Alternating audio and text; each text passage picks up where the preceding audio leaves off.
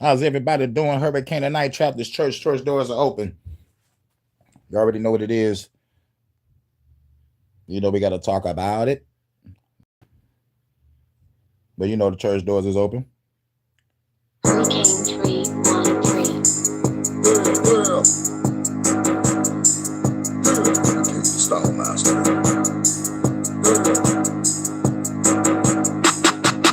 Everything, yeah, we hacking everything. About to crack the code.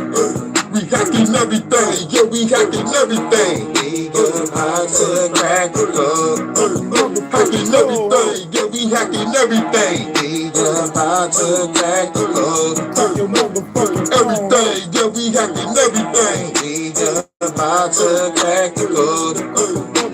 Breaking the facilities, killing all our enemies, hacking every fucking thing. Gotta get a bunch of cheese, hit it like a SEAL team, shoot it with the drill team. Booming ass movie till you reach my fucking kill scene. Yeah, world is a stage. Demon on my goddess.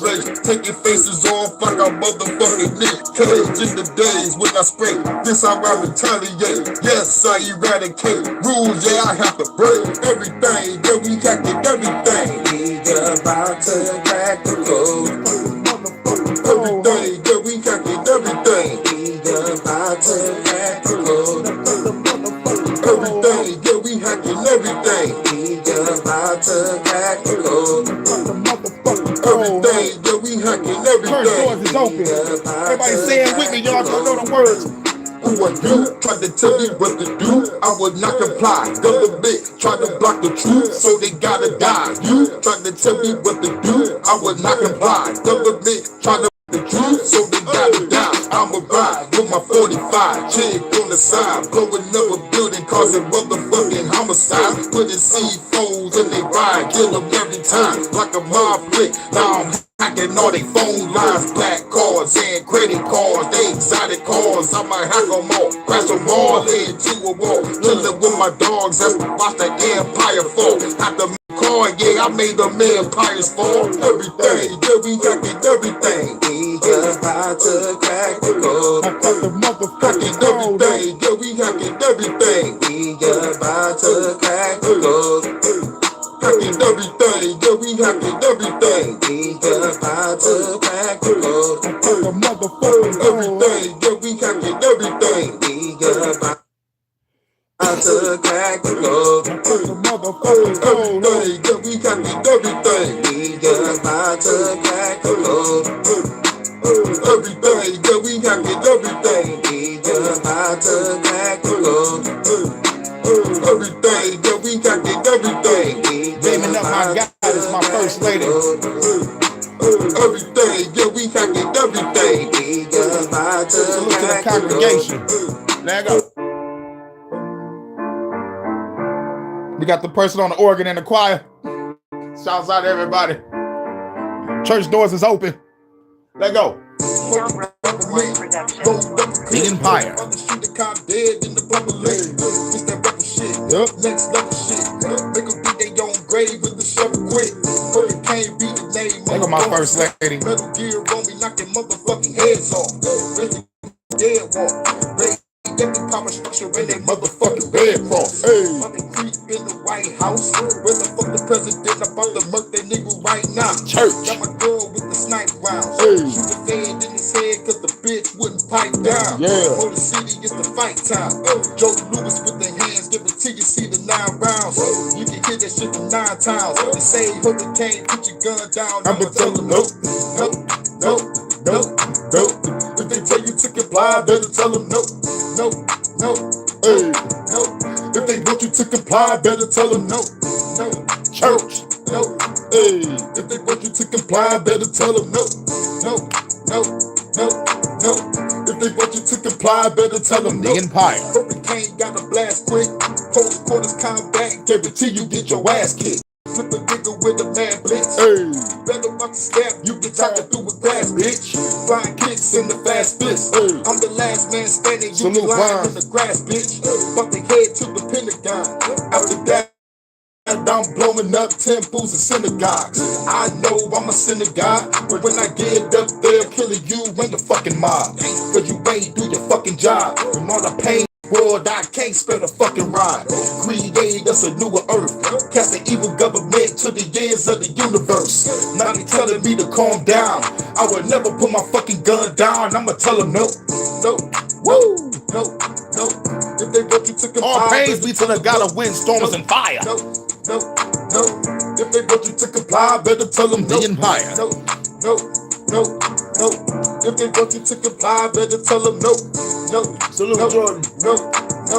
If they want you to comply, better tell them no, no, no, no, no. If they want you to comply, better tell them no, no, no, no, no. If they want you to comply, better tell them no, no, no. Oh yeah, no, today is Father's no. Day, If they right? want you to comply, Is it? better tell them no. Don't give a fuck about us. No, We gotta give a fuck about If they ourselves. want you to comply, better tell them no.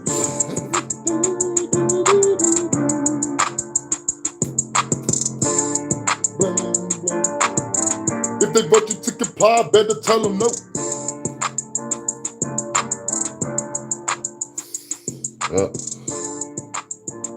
I get no praise. I get no props. Real shit. I haven't got no praise, no props. After all the good shit I done, even saving my motherfucking child from being homeless because of a good nothing baby mama. You know what I'm saying? I get no praise. I get no thank you. I get no appreciation. Fuck me. And real shit. I haven't got nothing. So like, I wasn't really expecting a happy Father's Day. It's like, I feel some type of way when I hear it. I know there's something wrong with that. But I kind of feel some type of way when I hear it. It's like, y'all never cared about us. Never. We put our fucking lives and bodies on the line. No appreciation. We get heartbroken. We get stepped on, cheated on, fucked over, divorced, and we end up killing ourselves. We get no love. And when it comes to the relationships, only thing a nigga get a big piece of chicken and his dick sucked. That's it. Or probably a fucking sex session. Like, it's crazy what men go through. But we gotta suffer in silence and shut the fuck up. Don't get me started on Father's Day. Don't get me started on Father's Day, because no one appreciates what the fuck I've done. None. So I don't give a fuck. But I will stand and defend Father's Day on the strength of this. They got Pride Month overshadowing this shit and something else going on this month. I don't know. But I would definitely support Father's Day in defense against this fucking faggot pride shit. And most importantly, this is Men's Mental Health Month. So when they hear about this Father's Day shit and realize they fucked up and the mental health shit fucking kick in, fellas, go treat yourself today. Treat yourself to a drink, a smoke. Go fuck something if you can. Go to a club, go to a movie. Treat yourself today. Fuck church. You know, like the real church with the fake God in it. But come to this church, because like this church, you can have some fun. You can smoke, drink, and fuck one of my beautiful ladies that's walking up the aisles handing out the frankincense. But remember, at the end of the day, I never got appreciated. Never, ever. It's like, it's always fuck. You know what I'm saying? From every other motherfucker bitch I ever fucking fuck with. You know what I'm saying? It's like, like I hate it. I hate it. So it's like, fuck it. This is why I went to motherfucking Cougar Town. This is why I paid to play. You know, this is why I stayed the fuck away. I think I came to a point where I became a demisexual. What's that? It sounds kind of gay. Yeah, I know it does sound kind of gay. Demisexual means I can't have a good sexual experience unless I have a connection with someone. Bitches have fucked me over to the point where I don't even want to desire any woman in this country. Like literally. Like I'm out this motherfucker. Like mentally, physically, emotionally, and spiritually, I am tuned out. Don't get me wrong. I will hit a like button if you know, like it's a nice picture, but it's like when it comes to sexual desire, I don't have no desire for any woman in this country anymore. Like I am done. I gotta go somewhere else to get some traditional love. I gotta get love. Period. Because ain't no love here. And what people don't understand is this is another reason why motherfuckers getting their passports getting the fuck on. Fuck being played all the time. Fuck being lied to, cheated on. Like, motherfuckers really need love, the connection. create a business so you can have some generational wealth. All these bitches want to do is be on drugs. But I digress. I fucking digress. Shouts out to Jordan. I was ready about to motherfucking blow a gasket real quick on some real shit. But oh man, they call me crazy for this though.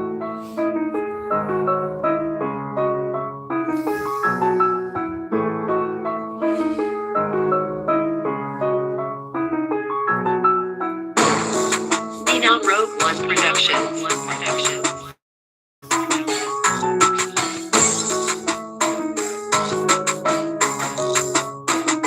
Sorry, y'all. They call me crazy, but I don't give a fuck. I'ma pull up on your ass and light your ass up. Call the motherfucking laws, they gon' need back up. I'm a revolutionary, so I gotta act up. Yup, they call me crazy, but I don't give a fuck. I'ma pull up on your ass and light your ass up. Call the motherfucking laws, they gon' need back up. I'm a revolutionary, so I gotta act up. Another day, another message, I do it cause I gotta formulate these. Much love to my guy that's boxing. That's where I'm going.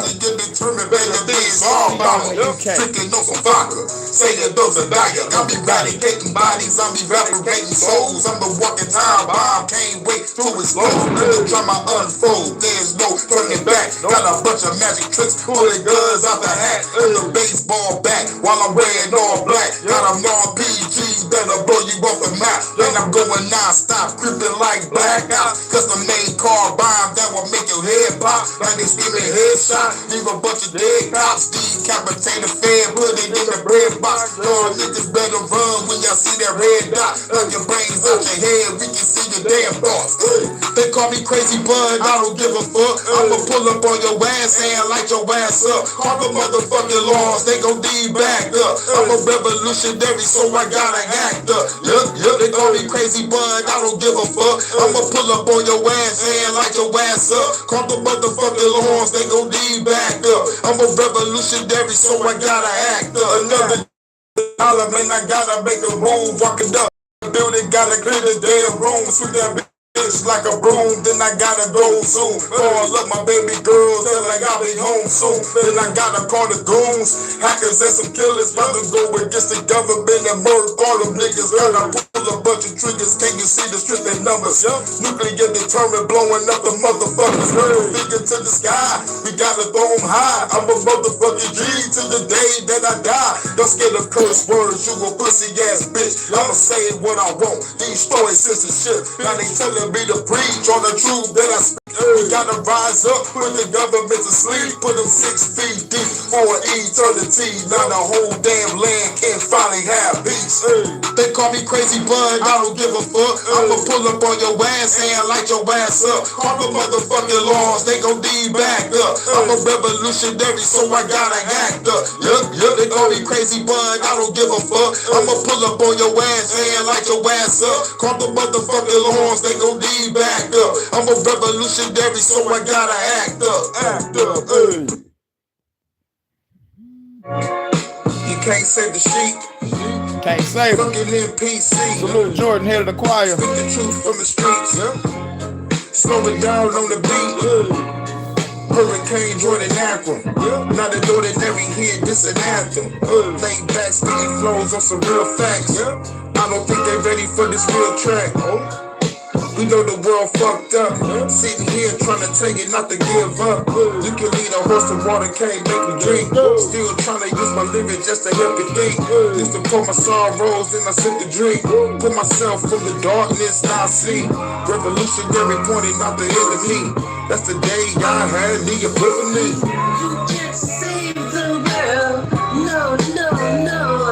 No matter how you try. They gotta see it for themselves. You can't force, open the eyes. Can't see the world. Can't see the world. No place for a hero. Try to save the world and they treat me like a zero. I put messages. Shout out to everybody. Showing y'all they get to me, but y'all don't wanna hear it.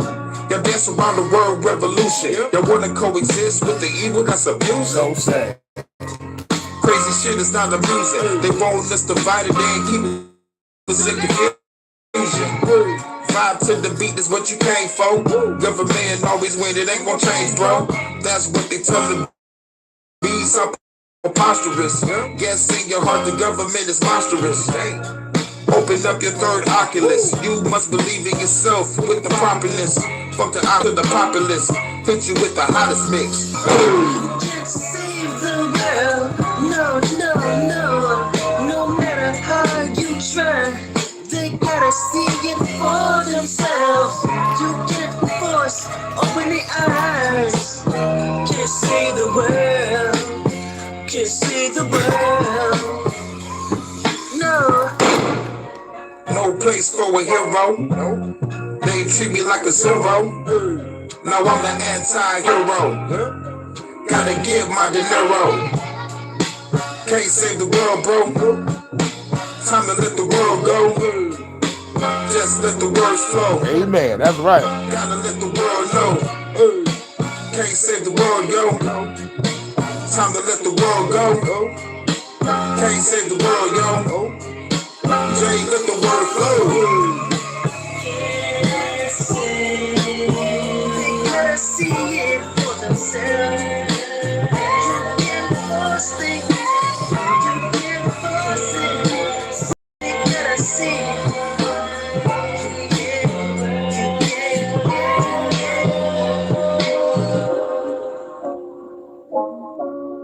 I like how that ended. You ended that song perfectly.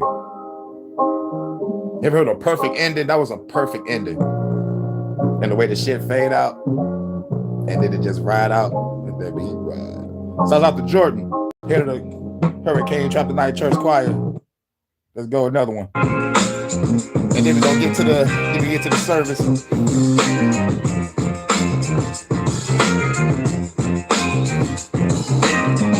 It's not the end of the world. It's not the end. It's not the end. Not the end. It's not the end. It's not the end. It's the end of the phone. People waking up every day. Salute Charles. What up, dude? Taking on their own.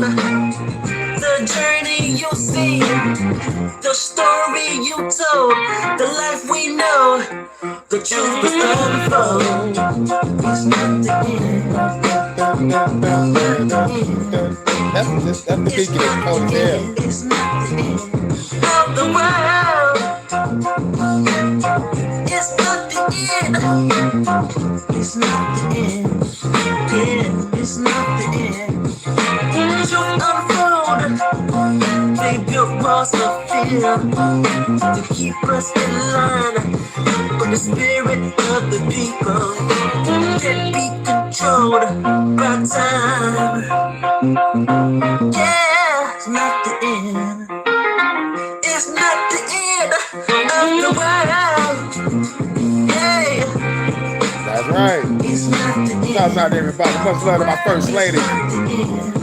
Shouts out to Jordan. Salute Charles. It's not the end of the world. It's not the end of the world. Salute Brian. It's not the end of the world.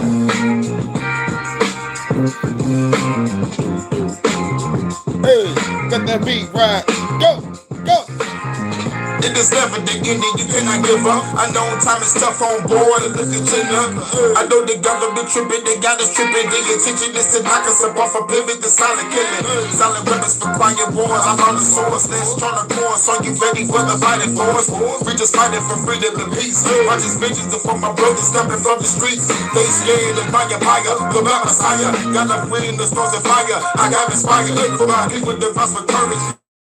Don't get discouraged, got the power, yo, don't be nervous. You must assert it, then you learn it, they coming out without a doubt. Standing tall as we shout, when we shoot them down. Some thinking they can stay in, but this the end of them.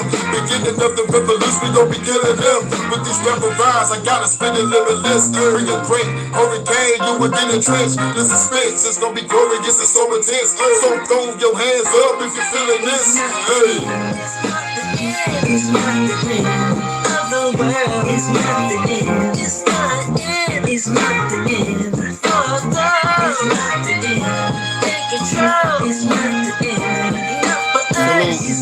Branches. What up, Joe?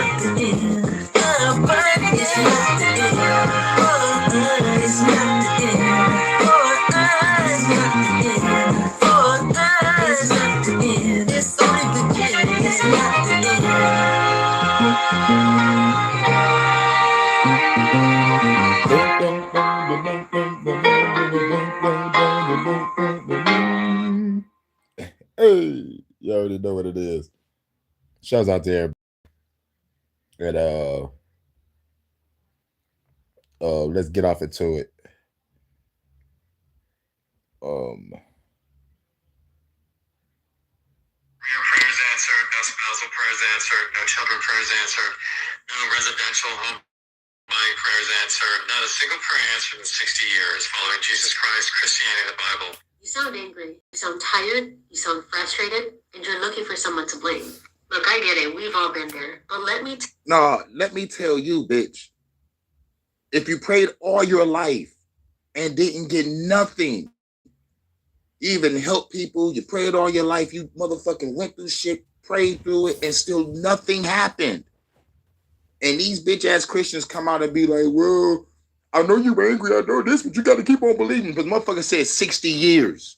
So what is it going to take? 60 years? He wasted his whole fucking life. But still have faith that Jesus is going to come in and motherfucking and answer your prayers. Even 60 years of praying, all the people that he prayed for is probably dead right now. And I wonder what this person got to say. Let's break this motherfucker down real quick. tell you this in love. God is not to blame for the way your life turned out. No. Yes, the fuck he is. Because if everybody's putting their motherfucking shit in God and God is not coming back in return, then who do you blame? Because mind you, you Christians look on the outside instead of looking within for help. So you have to blame someone. That's just logical. So fuck the bullshit. But God don't get no blame. No, fuck that invisible motherfucker. Fuck that shit. Fuck God. Fuck Jesus. And fuck his angels. Fuck the demons and the devil too. Because I don't see that motherfucker either. And that's what Christians motherfucker get mad at. They don't know how to process this. I don't fuck with God or the devil. They're like, you gotta fuck with somebody? No, I don't. I don't have to fuck with none of them. Because they're not real. The only reason why I say I'm gonna give God these hands or give the devil these hands is to make y'all motherfuckers act stupid. Make y'all look fucking crazy. But in logic and reality, I can't give no God no hands or any devil no hands because they're not real. But what this bitch gotta say? Unanswered prayers do not mean that God is not working. It might mean, however, that you misunderstood the assignment. Wow, you misunderstood the assignment. No, bitch. Y'all motherfuckers are delusional. He ain't missed no assignment because, one, he's way older than you, you young, dumb bitch. No, you just started your assignment thinking that there's an assignment when there is not one. This man has prayed all of his life for everything, 60 plus years. You are a young bitch that don't know shit, that don't understand. Like the last chick that was talking, she went to motherfucking school on church shit and found out that everything was all told by other stories. Meaning the Bible gets its shit from other shit that was written way before the Bible even ever existed. Some of the Bible get its shit from Gilgamesh and like many other stories. A lot of people have different have connections with old motherfucking ancient shit. I'm so upset. See, she is another reason why I hate Christianity also. Because these bitches think they know. But no, you can't battle facts with faith. Like you have been chasing the gifts more than the giver. Let me tell you this. Without the giver, the gifts mean absolutely nothing. And that, my past self started talking. She was like, you thinking about the gifts. I wanting my mama to get off crack. I'm not thinking about it as a gift. I need you to get my mama off crack. I need you to heal my mama's mind so we can have a roof over our head. Or like the other people that's on motherfucking drugs. Like get them off because like they're ruining their friends and family. Or praying for can I at least keep a roof over my head? I'm tired of going to sleep, not knowing that I might get evicted the next day. You talk about worrying about the gifts more than a giver. Like, you got to go to the giver for the gifts. So if motherfucker praying to the giver to get the gifts and you're not getting your gifts, then fuck the giver. You're wasting your fucking time with an invisible entity, and it's fucking, like, the fucking shit is mind-boggling to me. Basically, she's saying that he didn't really truly believe those 60 years. Get the fuck out of here. I want to slap this bitch. I don't know where you got your theology from, but... No, we get our theology from the church that indoctrinated us. We don't really go into theology unless we really go to the school and become a preacher.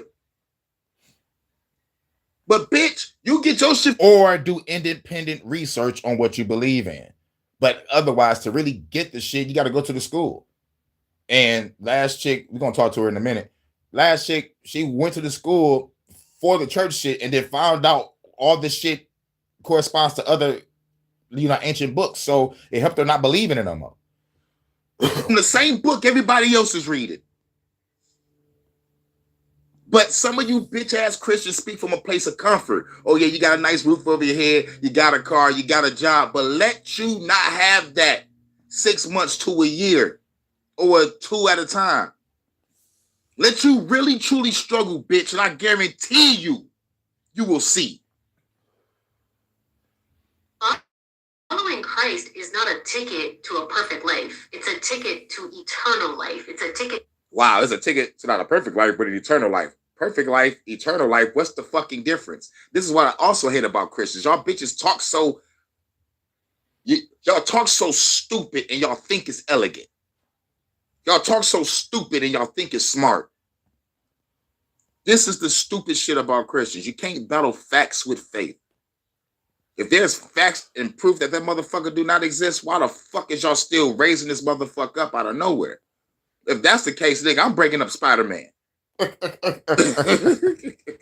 I'm breaking up Harry Potter.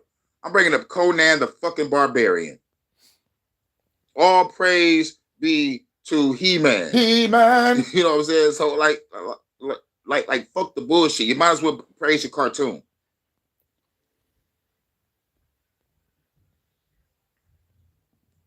To salvation. And Jesus never promised us an easy life. In fact, in the word, it says that we can expect the opposite. Jesus said, in this world, you will face trials and tribulations. Wow. In this world, you will face trials and tribulations. Yeah, so we got to go through it for 60 years straight?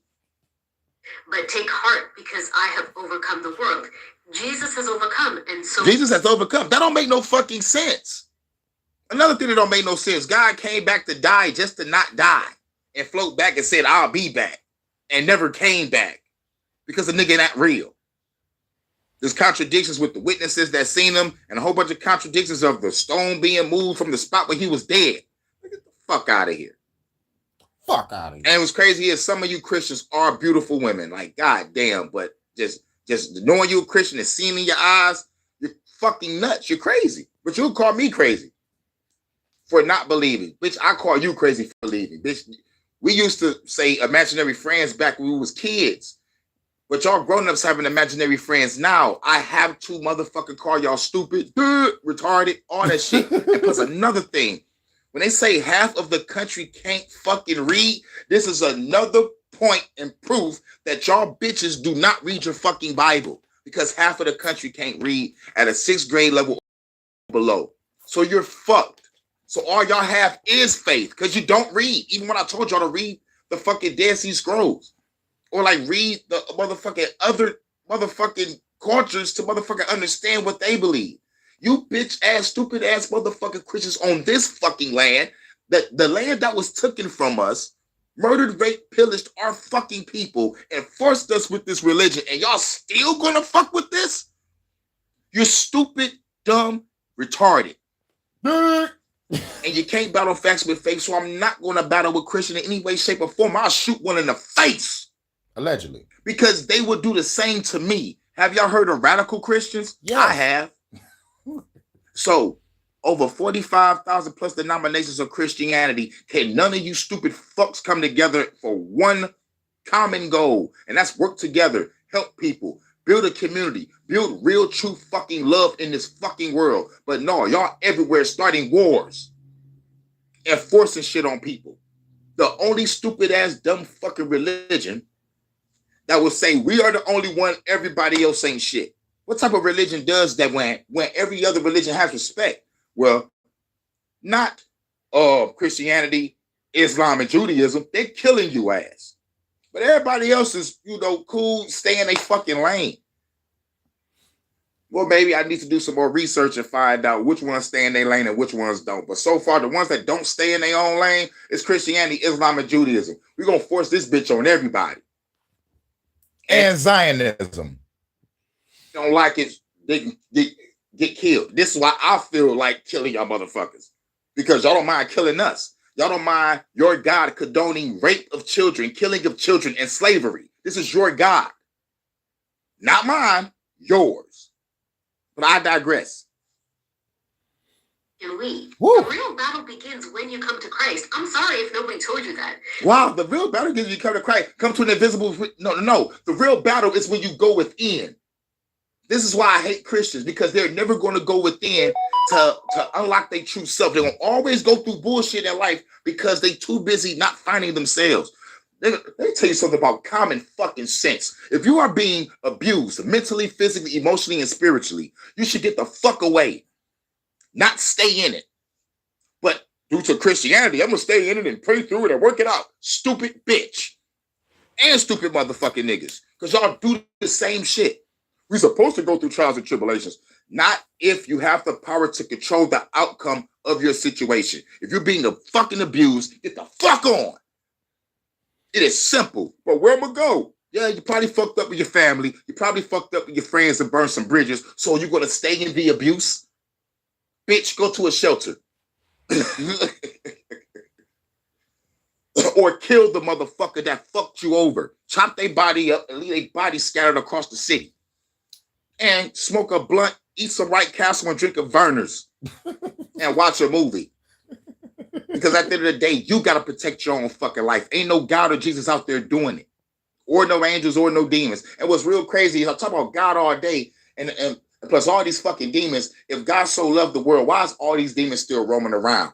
Why is there war? Why is there suffering? Why is there pain? No, bitch, you missed the assignment because you was indoctrinated. And when your ass get older and see the real truth and look at the stats on people leaving Christianity every day because of life be lifing and ain't no God been answering, so I wasted my fucking life, you will feel hurt. You will feel distraught. You will be angry. You have every right to be. This is like being an investor. And you invested 10, 20, 30, 40 years, 60 years of investing money in something and you never got a return. That will make anybody upset. Once you give your life to Christ, you become a target for the enemy. Brother, that's why you... Nigga, I have been a target from the enemy since I've been born. And this bitch is so fucking stupid and don't understand the history. Christianity was forced on this people over here. I can't keep listening to this bitch. I'm a fucking snap. The full armor. If your whole foundation to coming to Christ is that you can get stuff, you already got step one wrong. Until you understand that Christ is the gift, he's the greatest gift. So that means 60 years of praying and don't get nothing. I just gotta motherfucker just have faith. You see what she's doing? Dismissing the man's life. That's why I hate Christianity. I just gave you my whole fucking life story and your ass dismissed it. Fuck this bitch. I'm out. There was like at least motherfucking like 10 minutes of that video though. I could not motherfucking stomach her. I couldn't stomach her. I was like, I can't keep listening to this bitch. What led me to deconstruct from Christianity after being a Christian for 21 years? Well, it started when I took a Religions of the World course in college. That's when I really started questioning everything. I quickly realized that all religions, most of them, excluding Buddhism because it's a little bit different. It's more of a way of life. All religions pretty much are some adapted. My version phone of down. the I can't same leave no story. comments. Different characters, different deities. Some religions have one deity, some have multiple. Essentially, they all have the same goal of eternal peace and prosperity. So once I realized that, wow, all of these religions are pretty much saying the same thing and have a lot of the same values. I was like, so who am I to say that mine is right and everyone else is wrong? Which is a common theme in America. Then I started to think about my upbringing. I always questioned what I was taught, but I was never given any answers. I always had very logical questions to what I was being taught in Sunday school, and I was always told to just have faith. Most of my childhood and teenage years, I genuinely felt like I was Philly faithful OG. to Christian. I did not get into it the way that other people did.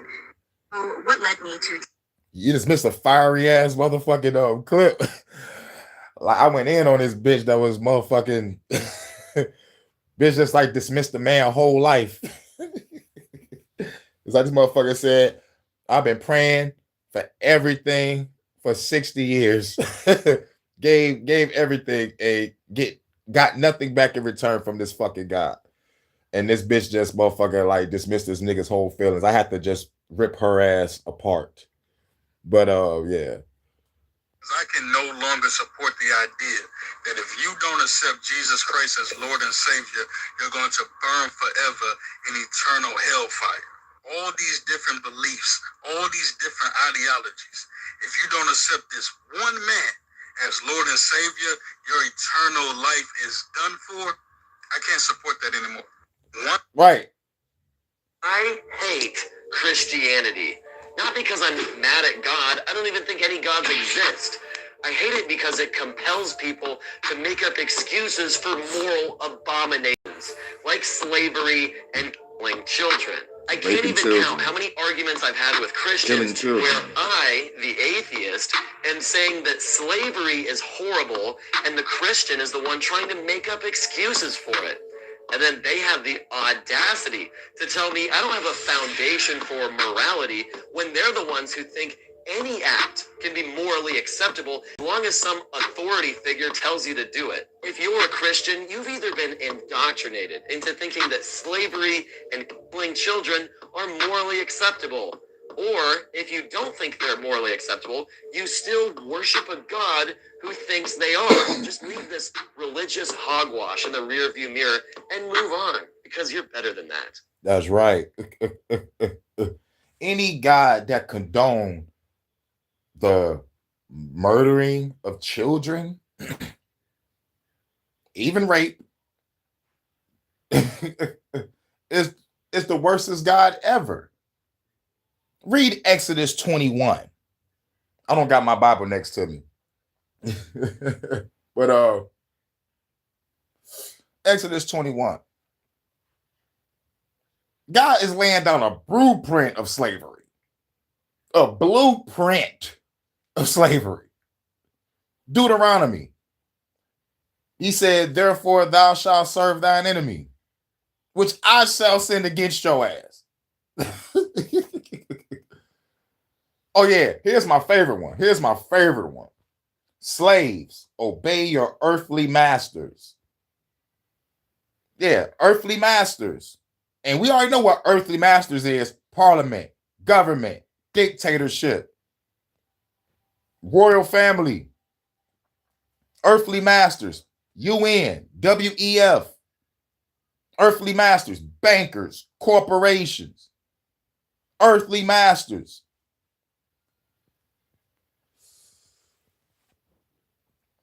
Said, slaves, obey your earthly masters that I sent your way. You know?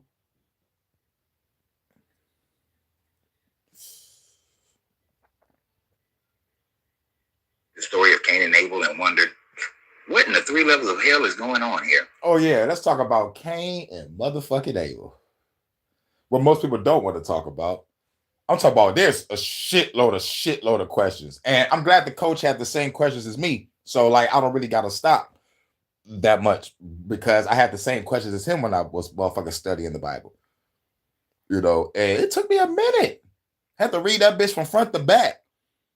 But certain chapters, you just got to stop and chill for a couple days and be like, there's contradictions in this whole fucking chapter. It's like in the beginning, you read Genesis 1 and you read Genesis 2.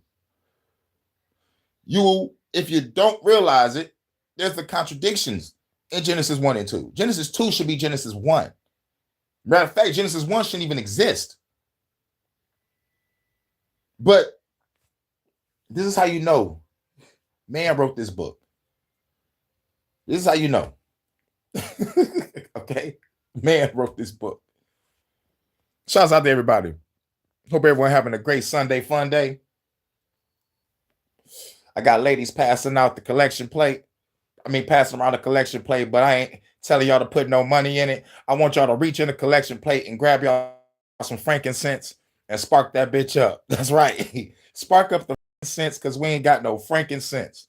We're about to talk about Cain, the first murderer. And what makes me mad about this whole fucking story, because it comes to the final conclusion, God set the motherfuckers up to fail. Why is God protecting the murderer? Why does God say that sin crosses at your door, but you have the power to overcome it? Why does he give him a mark? And who are these people that he's afraid of? What does the mark look like and what does it mean? Where did he get a wife from?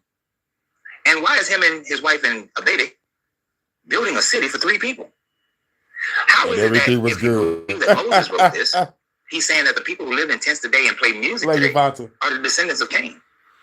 None of this makes absolutely no sense unless you can break down the story, and then you'll see it for what it truly is, and it's not what Bible believers think.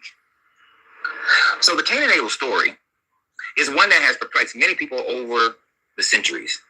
One such person, Baruch Spinoza, was isolated, excommunicated from the Jewish community, forced to live in obscurity because he had something to say about it. And the church, the synagogue, they didn't like it. Thankfully, today, we don't live in a society where a person can go through the things that Spinoza went through, for the most part. To a certain degree, you can. But let's break down the story. According to the story in Genesis 4, the worstest thing to go through when you leave Christianity, what most people say, is losing their family, losing their social circle. I'm talking about you have over 20, 30 plus members in your family and they all turn their back on you. You're not invited to the cookout no more. You're not invited to the family reunion no more. You're not invited to any other event because you don't believe in no more. That shit hurts. Because it lets you know that your family never truly loved you to begin with. Or they're put an invisible entity that's not real, that has been forced on our ancestors and passed down to you. They choose that over you. You could be a loving and caring person, but because you don't believe, you're ostracized, you're labeled. That hurts. There's a lot of family and friends that I've lost because I chose not to be a Christian no more, or chose the revolutionary route. It's really mostly because of the revolutionary route. Because at the end of the day, a motherfucker got to look in the mirror. Is I'm a scared bitch for fighting the government? The answer is yes. You are a scared bitch because you don't want to fight the government. But at the end of the day, your fight could be different. You could be good at something else besides killing the motherfucker. I know I am. But at the end of the day, if your heart screams revolution and unity and peace and freedom, then you're a revolutionary. In my eyes, you don't have to pull the trigger. You can do the farming, you can do the cooking, you can do the cleaning, you can do hunting for wildlife. They have the nerve to start cutting grass right now. Y'all son of a bitch. But I digress. Salute, live, and learn. and Abel, who are 2 brothers, one is a farmer, one is a shepherd. They bring their offerings to this God. Now, right here, we're going to have a problem. You see, the offering that Abel brought was animal blood sacrifice. The offering that Cain brought was grain, was his fruits and vegetables from his pastoral, from his farm, that he was his agricultural work. According to the Bible, when you read in Numbers and Deuteronomy, Exodus, Offering grain to this God was just as valuable as offering blood sacrifices. But in your churches, they'll tell you that Abel offered the first fruits. He offered the better sacrifice. But at no point in time did this God say to Cain nor Abel what the rules were for the sacrifice. Right. God never came down and said any rules for the sacrifice. God said nothing about which one was going to be better than the other, because Cain and Abel both was doing something that was benefiting their land. That's what people don't want to motherfucking realize. Cain was tilling the earth.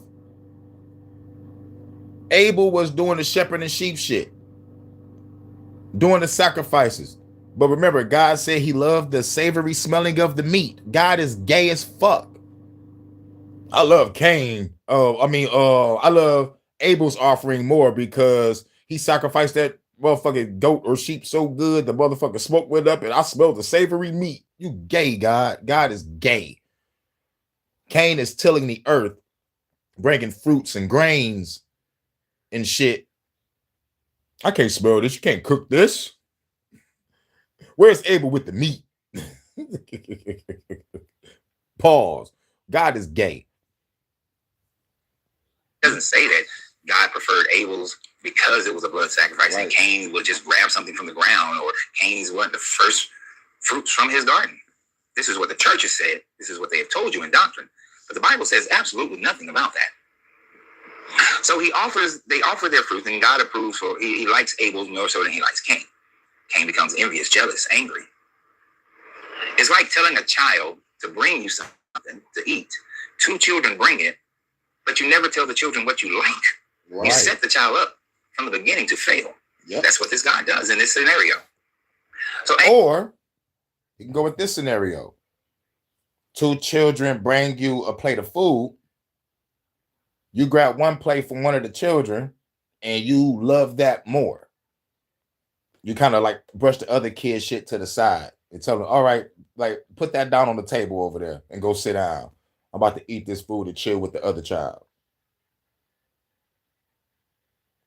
How do you expect the other child to feel? He'll feel isolated. He'll feel abandoned. He'll feel like, what the fuck? I did the same shit he did.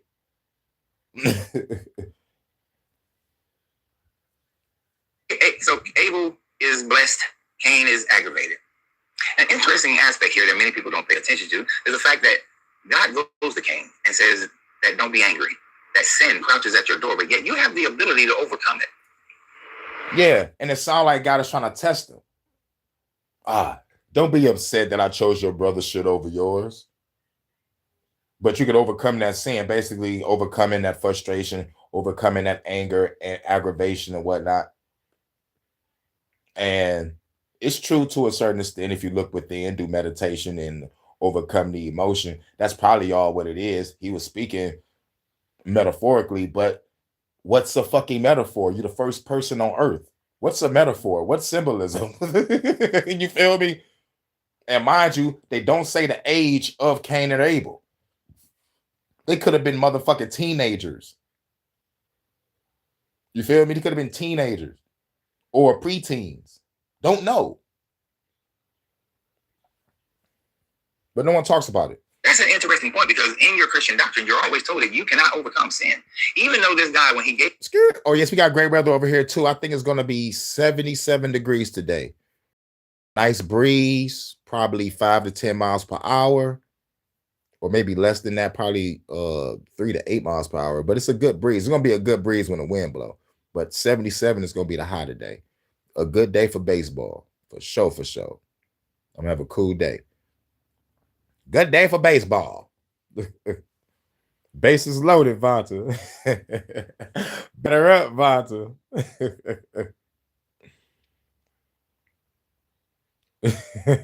was about to say some other his laws in Deuteronomy and in Exodus, especially in Exodus. He something told to do with balls. These things are not too hard for you. You can do it. Same instance he's given Cain here. But of course, Christians like to think that only through the blood of Christ can you be a righteous person. Even though they got plenty of examples of people who were righteous. Job, righteous man. Enoch. You got other people in the New Testament, righteous. But according to this Bible, that's right, baby. But according to the Bible, Cain could overcome the sin that was crouching at his door. It's really a story about envy and jealousy and how they can push someone to do heinous things. Yeah, but don't nobody pay attention to the catalyst or the source of the problem. God should have honored both offerings instead of just honoring Abel's.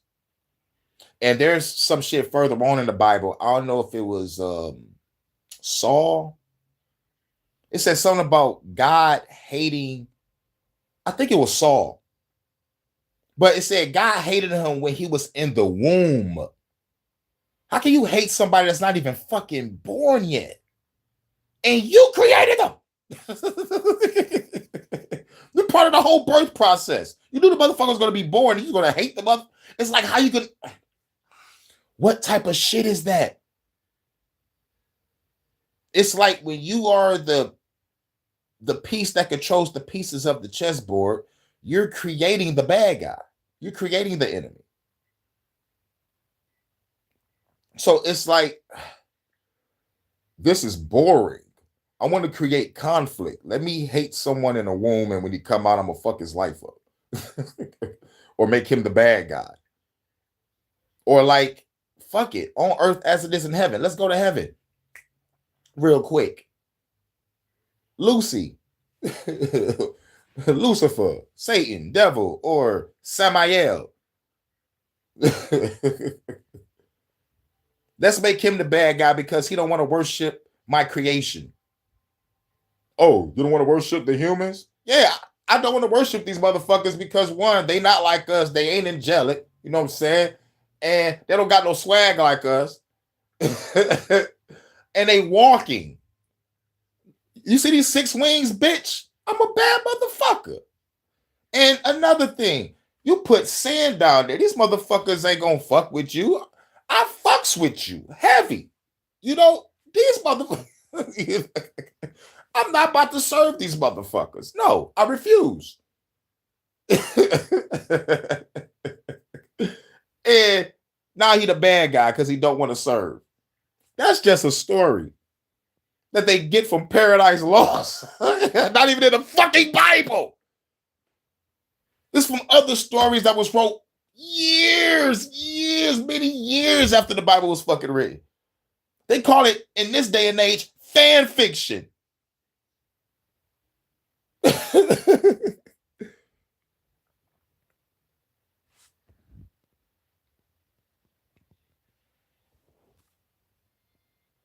Oh, y'all still talking about Father's Day? Oh, I'm so over that. Because don't nobody cared when I did my thing. Man, oh my fucking God. My baby mama used my daughter to get me locked up for no fucking reason.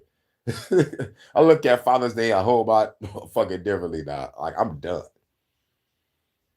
It's like a piece of yourself leaves after some shit like that happens. My homeboy told me that shit. He was like, man, you lost a piece of yourself when that happened, bro. I'm like, oh, nigga, you can see that? You're a bad motherfucker. It was like, nigga. It's like you still see the same cane, but it's like, yo, there's a piece that's gone. You know, like and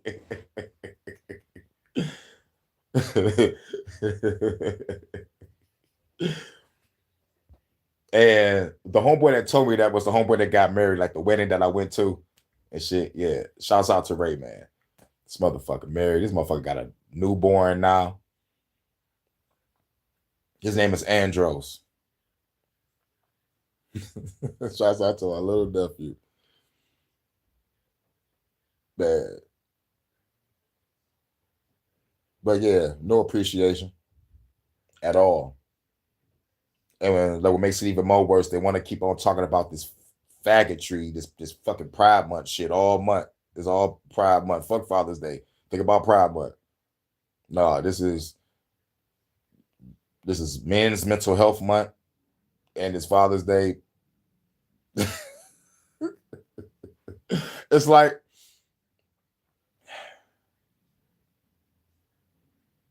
Happy Father's Day. You know, it don't feel the same saying it. I feel like I'm being fake. And I don't want to be. But I understand. You know, like, I'll say it for the fact to acknowledge us. But the way I feel, I'm so unappreciated. It's like, man, I can look back and say that I did all I could, did a good job. My fucking daughter graduated, going off to live her life. Juilliard, she do music. I feel I feel I did my job. I got no other children. That's a good thing. When the time come in the future, it'll be another one, probably, or probably not. Not sure. But going with the flow is all I can do. Shouts out to Vanta.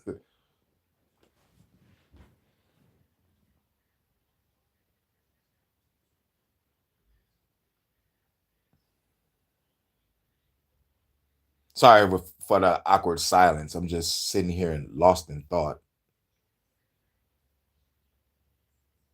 We got to pat ourselves on the back. That's all I can do. But back to this Cain and Abel shit. Now, Cain goes and he kills Abel. He becomes the first murderer. And then this guy says something. Well, Cain says something interesting. He says, God kicks him out of the garden. Says you're going to be a wanderer. Keep that in mind, a wanderer. Cain said, this punishment is too hard for me. What if somebody finds who? Right, who's going to kill him? Is Eve and Adam? Are they going to all of a sudden like, you killed my brother, so I'm going to kill you? They're supposedly, according to Genesis chapter 2, and on into chapter 3 and 4, they're the only people on the planet. Genesis chapter 1, which was most likely by the priestly clan, the Yahwists, they got people just being created. No names, no garden, just being created. Genesis 2, written by the priestly clan, it has a little different. Adam and Eve made it in the garden by themselves. They have a baby, then they have another baby, and then the babies kill each other. Then after that, they have another baby. So who are these people that's going to kill them? Now, the other excuse that is often like to give is that they like to say that, Adam and Eve had many children. Now, this statement is not made until after Seth is born. And when Adam is on his deathbed, that it says that they had many other sons and daughters. There is nothing in the Bible that would indicate that these other sons and daughters were born before Cain and Abel or during the time of Cain and Abel's growth into manhood. The Bible says absolutely nothing about it. This is church doctrine in order for them to renegotiate the text. So the only thing that can explain where is the people is if there was other gods in other places doing their own shit. This is why God was like, there is no other God but me, or like worship no other God but me type shit.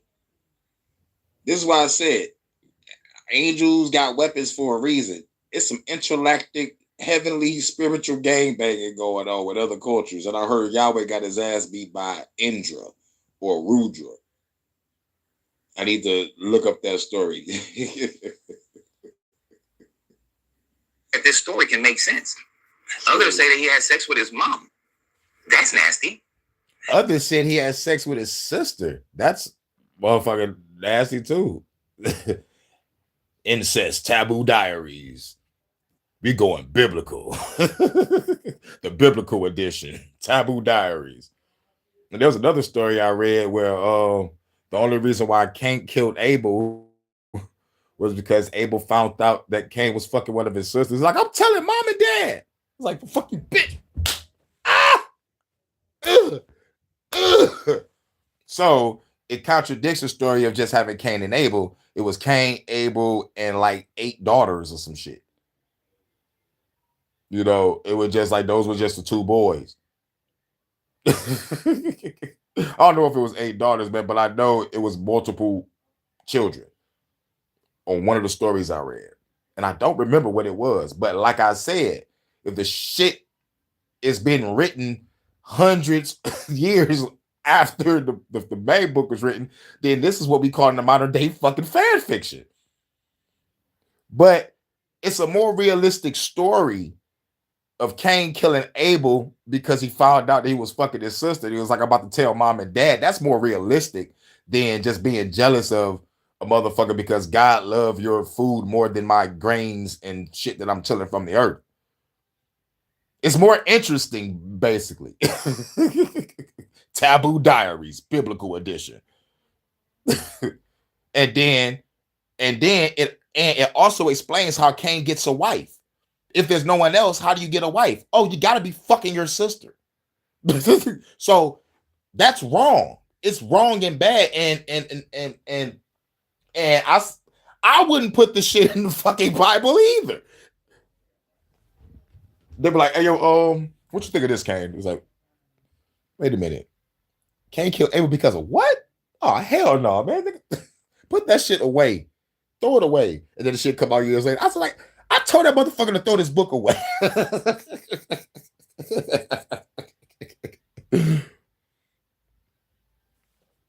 right. Right. Sunday service Pornhub edition. Right. And since it hasn't been outlawed in Leviticus yet, then it was okay. But here's the thing. Murder hasn't been outlawed in Exodus yet. But somehow murder is wrong. You see how that don't make sense? Based on the idea that since it hadn't been outlawed by God, then that means that theft would have been okay at the time frame of Cain and Abel. You see how that doesn't make any sense? Right. It doesn't. It doesn't. So anyway, God then puts a mark on Cain. Many people have speculated as to what this mark means. Unfortunately, societies have said that this mark was the fact that Cain's skin was turned dark. And then this is the justification that they utilize in order to enforce slavery all over the Roman Empire, under Christianity, under the European empires. I thought he wasn't going to go that route, but god damn, he did. They did do that. They did do that. So anyway, God then puts a mark on Cain. Many people have speculated as to what this mark means. Unfortunately, societies have said that this mark was the fact that Cain's skin was turned dark. And then this is the justification that they utilize in order to enforce slavery all over the Roman Empire, under Christianity, under the European empires, and into the Americas. They said that it was of darker skin. That was the punishment, so therefore you're a slave. But if all black people were descendants of Cain, all people of dark complexion, descendants of Cain, did not everybody in Cain's line die in the flood? Right. But yet that presents another problem that we'll get to in a minute. But of course they have that, oh, well, it's the punishment of Canaan. Well, I'm not a Canaanite, nor is any of my family members, nor my bloodline is a Canaanite. So it still doesn't take effect. But they utilize this mark to say that. I'll tell you what the mark really was in a minute. Now, after that, Cain goes and he finds a wife out of nowhere. Because these two texts were smashed together, Genesis 1 and Genesis 2, people can make all types of assumptions. Oh, the people that were created beforehand. But he finds a wife in the land of Nod. And then in the land of Nod, he has a child named Enosh, and they build a city. Who is he building this city for? There's Adam, Eve, Seth is born, Cain, his mysterious wife, their child Enosh. In order to build a city, you need a bunch of people. You need people who are building the city. You need people who are providing water. You need people who are providing food for the builders. You need irrigation systems. You need people who are either making stone to build a city, or you need people who are using mud bricks to build a city. Who's doing all this work in order for them to build a city? And to build a city for who? Right. And if you're building cities, usually you build them with walls to keep people out. Who's he keeping out? Right. There's no one else there, according to the biblical narrative. Obviously, this type of cosmology has other people around. This is why many scholars look at it as written by multiple authors, not the same author writing Genesis 1 and Genesis 2, 3, and 4. So they're building this city. But whom are they building it for? Now, to get to the end, the name Cain is most likely linguistically connected to the Kenite people. The Kenite people, in the time frame that this story has been written, were a wandering group of nomadic people who did a lot of smelting of metals and plate and music and things of that nature. It's most likely in reference to those people who also marked themselves.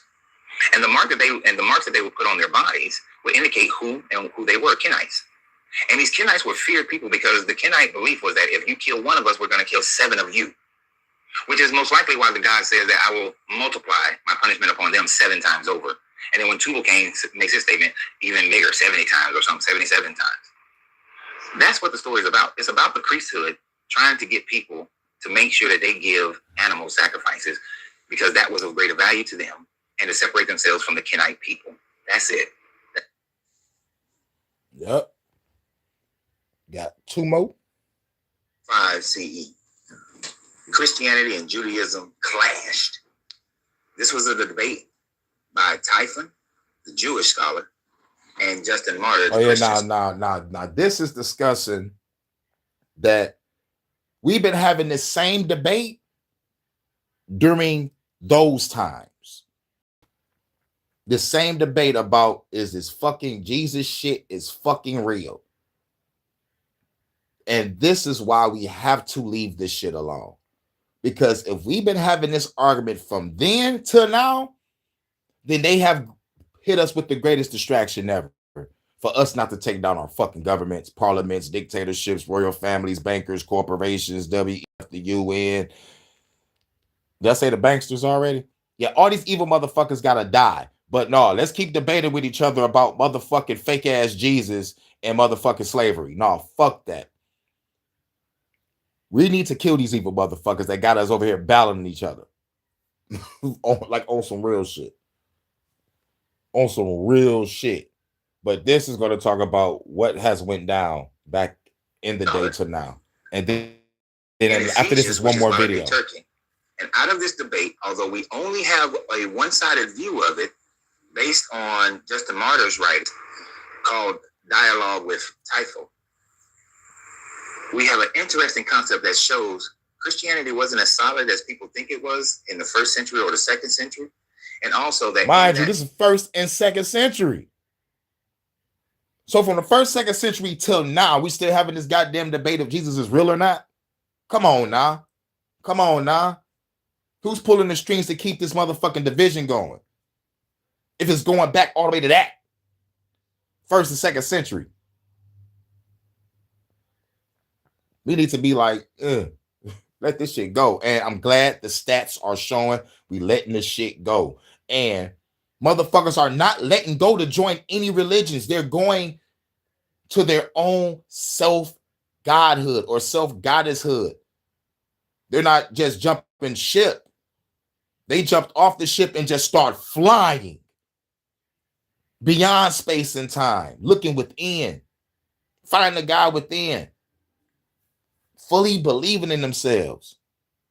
If you wake up genuinely and do the right thing for yourself, for your household, for your family, for your friends, you're not out here lying to people, scamming people, manipulating people, talking about people behind their back, destroying your body with fucking drugs, or destroying other people's lives. If you wake up and you ain't doing none of this fuck shit, then you are not a sinner. Most of these people wake up that they are a sinner. They are a wretch. They are less than, because of this invisible fucking God that's not even real, that they've been having debates about since the 1st and 2nd century. What does that tell you? And still haven't seen no sign of them. But I digress. Time frame, there were people who was questioning whether or not Jesus actually existed, and the fact that Christians in 135 were believing in Jesus without any proof whatsoever. Let's dig a little deeper into their conversation. Now, the basis of their conversation hinged on 3 major issues. I spent the better part of the last week reading over the entire dialogue between Justin Martyr and Typho. And most of it, if not all of it, centered on the Mosaic Law and whether or not the Christians should be obedient to the Mosaic Law, keeping the law, as the Gospels that they read says in Matthew that that those who teach those who to not keep the law will be found the least in heaven. Those who teach those to keep the law will be the greatest in heaven. Also, that Jesus said that not one tittle shall be taken away until heaven and earth passes away. Tells them that the Pharisees, Sadducees sits on the throne of Moses, and that you should listen to them and do what they tell you to do. Just don't act like them, who they were being fraudulent and not keeping the law. So it was about the Mosaic Law, whether or not you should have to keep it. The identity of Jesus, which is what we're going to really center on, or whether or not he was a real person or not, and what evidence did the Christians have of this Jesus. And then who were the true Israel? Who were the true Israelites? Who were the true children of God? Those were the main conversation. The true children of God pretty much centered on the Mosaic Law and the fact that Christians were believing in a Messiah who had not fulfilled any of the messianic commitments, messianic prophecies that the Old Testament talks about, but yet the Christians were claiming that the Jesus character did. And so Justin Martyr's piece was that those who did not accept it at first, the Israelites, they lost their opportunity. And now the Christians are the true Israel. So we're going to dive deeper, though, into the identity of Jesus as discussed by these two men. So here we're going to discuss what Typhon actually questioned and stated about the person that the Christians were believing in 135 and who they were claiming to be the Messiah. You see, Justin Martyr used traditional tactics in order to validate that Jesus is Jesus and in his response. The exact quote, according to Justin Martyr, that Typhon made was that he said, and I don't have my reading glasses on me, so bear with me. If he had indeed been born and existed anywhere, is unknown. So, oh yeah, baby. Right there in the first part of that statement, he's saying God, that oh Jesus, if oh Jesus yeah. was even born, if he existed anywhere, it is completely unknown. There's no facts to it, and he's going to double down on that in this statement later on. He said, and does not even know himself, right? Saying that Justin Martyr doesn't even know himself if there's any proof that Jesus actually was born and existed, and has no power until Elias comes and anoint him and make him manifest to all. What he's saying is that based on the Old Testament, Elijah, give you this hot sermon. That's what Elias is. Elijah is supposed to come and anoint him so that everyone will know that this is the Messiah. He said, and you, referring back to Justin Martyr again, having accepted a groundless report. A groundless report is when somebody reports something to you, but you have no proof. It has no foundation. There's no way to verify it. And he's saying that you have accepted this groundless report. Invent a Christ, an anointed one, for yourself, and for his sake are inconsiderately perishing. So for the sake of someone that you invented for yourself, you are perishing based on the fact that you are doing this on a groundless report. So even in 135, for all those Christians who say that, oh, we have apostolic accession, we know that, Polycarp was taught by John, or that these people existed because they mentioned different places, or he talked about Tacitus or Suetonius, and they mentioned people who were Christians who believed in this dying and resurrected Messiah and drink his blood and eat his flesh. What is being said in 135 is that there is absolutely no proof that this Jesus of the Bible character actually existed. Christians like to claim that, these eyewitnesses, and it was so early, and we are 2,000 years later. In 135, you had Jewish scholars saying that you have no proof. And Justin Martyr really couldn't combat this, saying that, we do have proof. We got this person or that person, or this pottery or these paintings or coinage or anything, archaeologically or document-wise. Justin Martyr had nothing. Only thing he had was what he called the Memoirs of the Apostles, possibly had Memoirs of the Apostles, which were largely based, many theorize were largely based on Marcion's gospel, which is published about 9 years later. But these loose documents that was floating around is all that he had, and he then was quoting different parts of the Old Testament in order to try to say that this was Jesus. But Justin Martyr never met him. Didn't meet any of the apostles. Didn't meet anybody. And Typhon was someone who came out of the Bar Kokhba. I'm saying that wrong, probably. The Bar Kokhba revolt, which was a major revolt that was led by a dude named Judas, and he was a part of that revolt against the Roman government. What we call up. And he was a part of that revolt against the Roman government because the Messiah that they were looking for was a political leader, someone who was going to fight and sit on the throne of David, and his seed would sit on the throne of David, which is what the Bible actually says, the Old Testament says. So Typhon was utilizing the Old Testament as it should be to describe what this Jewish Messiah is supposed to come and do and be. Yet Justin Martyr jumped in with a bunch of statements about different people being certain people that he thought they would be. So, for instance, in his statement, he said that Elijah must come. And so Justin Martyr kind of halfway agreed with him. Justin Martyr insinuated, based on what the oral tradition probably was at the time, or some loosely random scrolls, that Elijah had already come, and it was John the Baptist. But he did agree that Elijah would literally come when Jesus come for his second return, because they were still thinking that Jesus was going to return in their lifetime, even though based on the Bible and based on what whoever wrote the letters of Paul suggests that Jesus was supposed to return in his lifetime, first century. But here we are in 135, and Jesus hadn't yet returned. So Justin Martyr is suggesting that Elijah will literally come. It will just be later. And he's saying that you Jewish people have just misunderstood it. You didn't get it. You didn't understand what he's saying. Elijah is going to come at the end time, but John the Baptist was the reincarnation of Elijah. So if you are a Christian, you have to believe in reincarnation, because John the Baptist was the reincarnation of Elijah, according to what you are taught, what you believe, what your doctrine is saying. You just don't use the word reincarnation. But what we can see here, that if you do a study of Typhon, and you're not going to find a whole lot, Justin Martyr is pretty much the beginning and end of it, you're going to find the fact that first century Jewish rabbinic teachers, scholars, were saying that there was no proof of Jesus in the second century. Second century. And not even late in the second century. This is mid-second century. 135, he was saying that, which means that he had to been studying it, looking at it prior to that. Mm-hmm. So at the time frame that most of that the Bible was being written, that these Gospels and these epistles were being written, it was being questioned.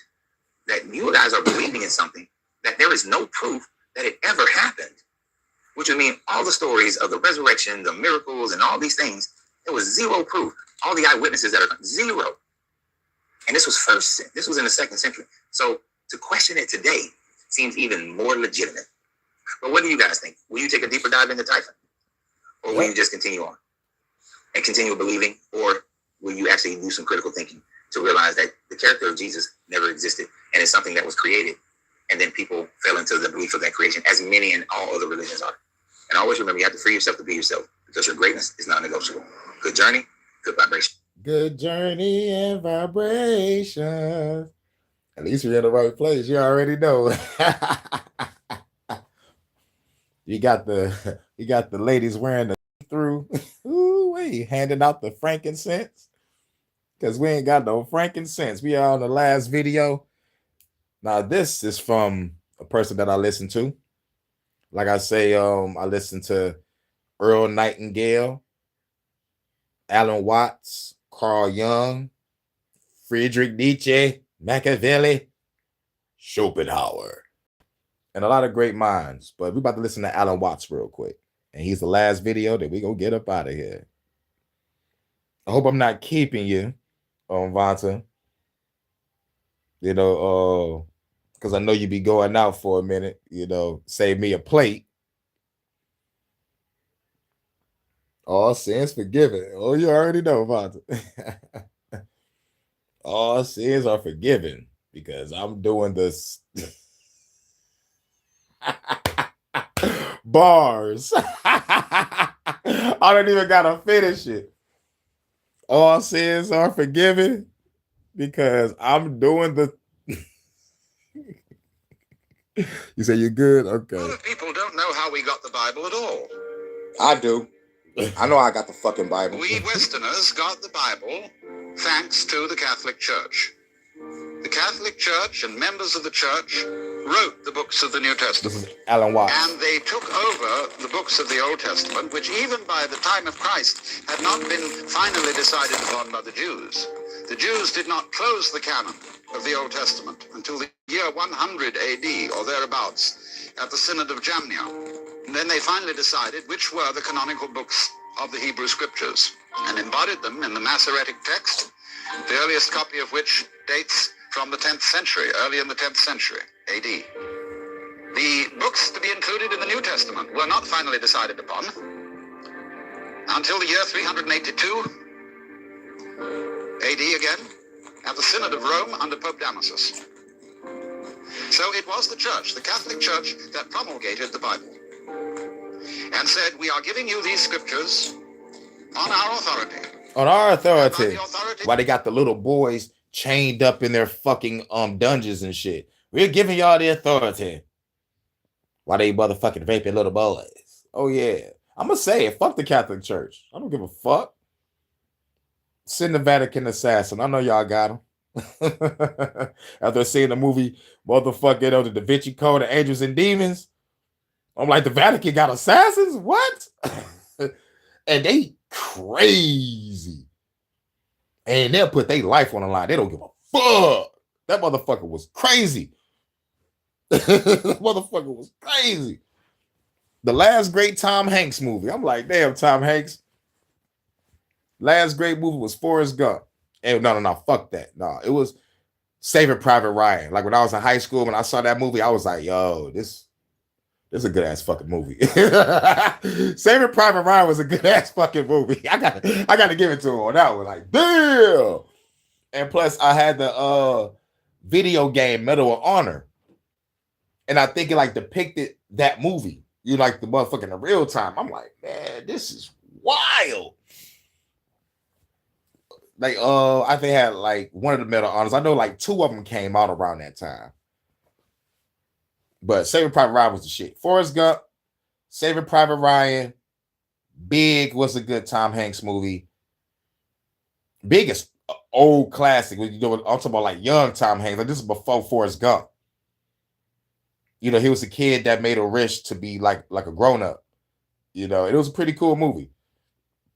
Then Forrest Gump. You know, I'm not about to do that the way shit. This nigga's on the island talking to a ball and expect me to be like, this is some good compelling shit. Like, no. You know how many people was mad at that movie winning over all other better movies that was out when that came out? The only reason why that movie won was because Forrest Gump. They're like, yo, man, like, you love Forrest Gump. Give him a chance. We'll get that a chance. Fuck all that. But anyway. Of the informal tradition that has existed among us from the beginning, inspired by the Holy Spirit. So you receive historically the Bible on the church's say-so.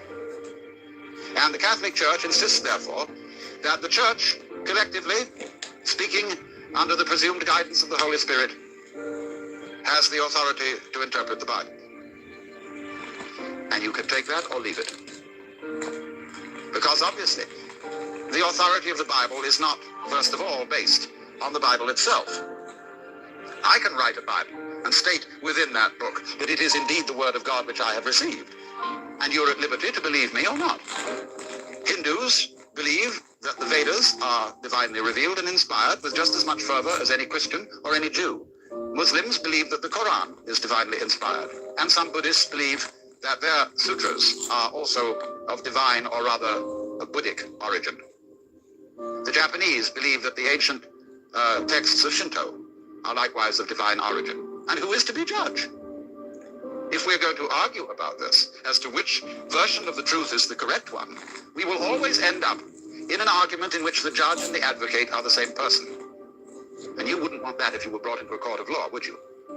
Because if I say that, well, thinking it all over, I find that Jesus Christ is the greatest being who ever came onto this earth, by what standards do I judge? Why, obviously, I judge by the sort of moral standards that have been given to me as somebody brought up in a Christian culture.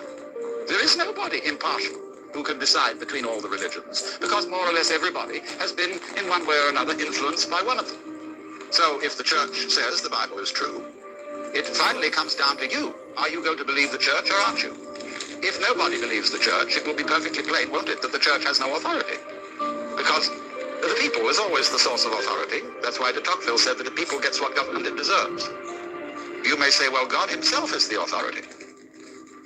How are we to show that? That's your opinion. Well, you say, well, you wait and see. The day of judgment is coming, and then you'll find out who's the authority. Yes, but at the moment, there is no evidence for the day of judgment.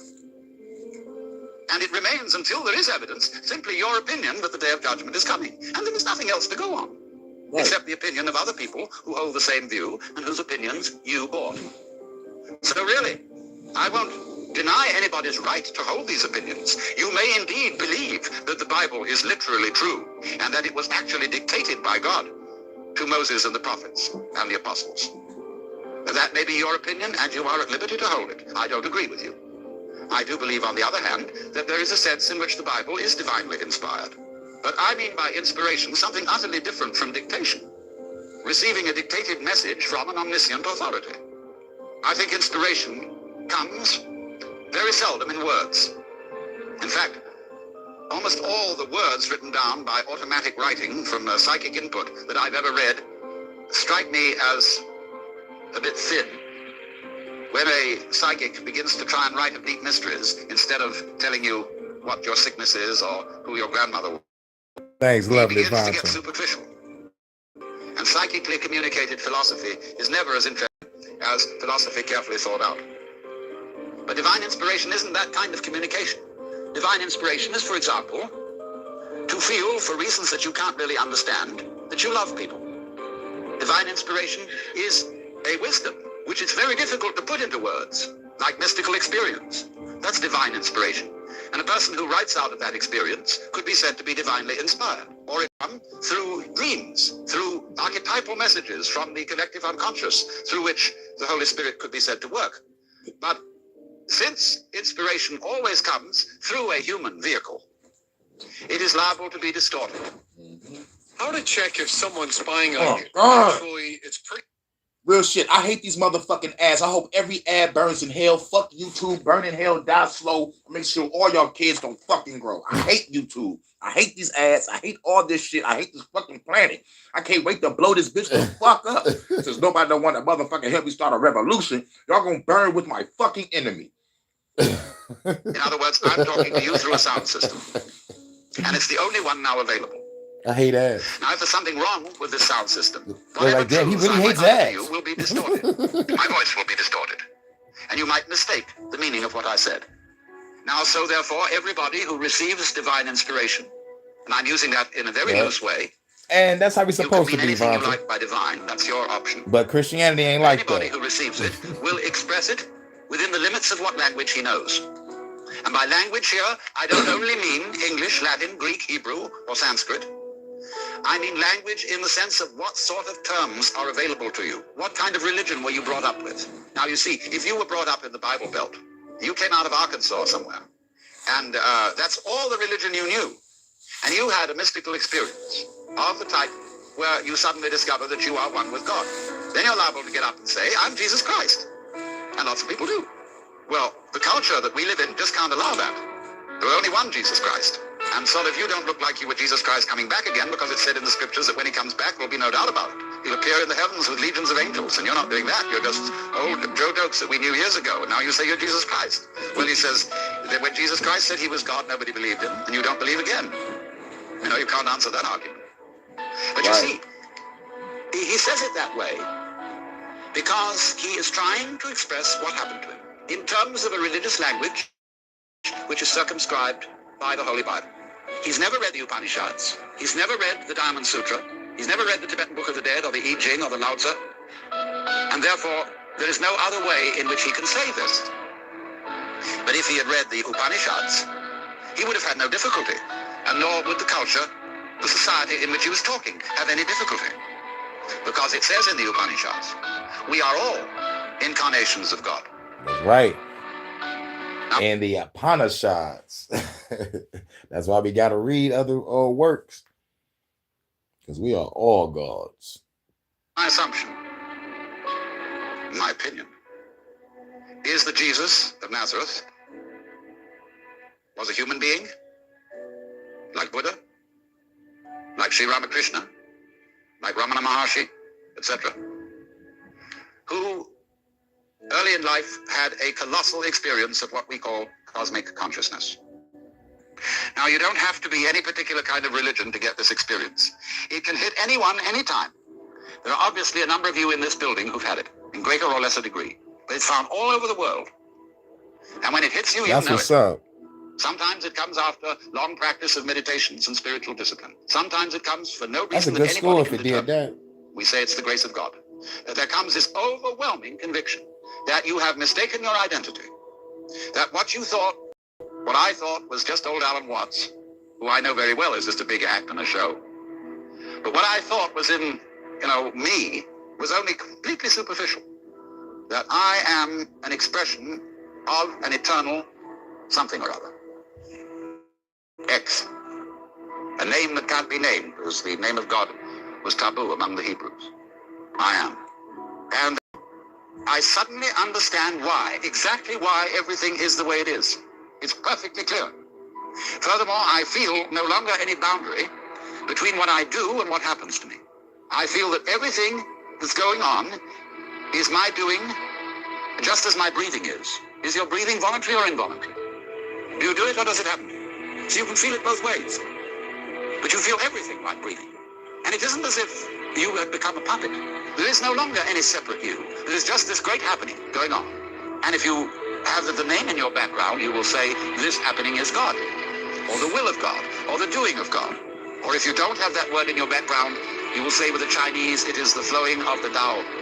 Or if you're a Hindu, you will say it is the Maya of Brahman. The Maya means the magical power, the creative illusion, the play.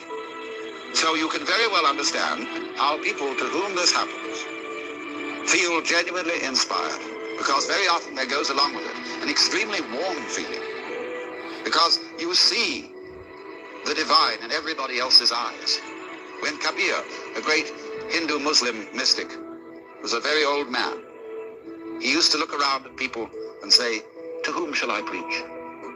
Because he saw the beloved in all eyes.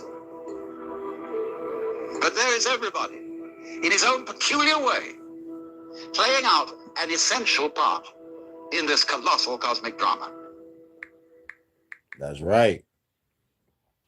Now, with that being said, we're going to leave one more message, and we're going to a little quick message, and then we're going to play a couple songs, and then we're going to get up out of here. I'm surprised everything is playing all cool and smooth. That's good. So let's give y'all the final message. Proud of each and every one of y'all. Tell you something. I'm proud of you. I love proud you, of you Vata. for not giving up. My first lady. Even when it feels like the whole world's against you. Proud of you for getting out of bed when your mind tells you there's no point. Proud of you for holding it together when you feel like falling apart. I'm proud of you for carrying all that weight no one else can see. Or pushing forward when you're tired, lonely, and scared. Or staying here when it would have been easier to leave. I know it's hard. I know some days feel like they'll never end. And the nights feel even darker. But you've made it this far. And I'm proud of you. Your story's not over. There's still so much waiting for you. Things you can't even imagine right now. And the best chapters are still ahead. So again, just in case you haven't heard this in a while, I'm proud of you. Now let's feel good. Shout out to everybody at Hurykane Night Trappist Church.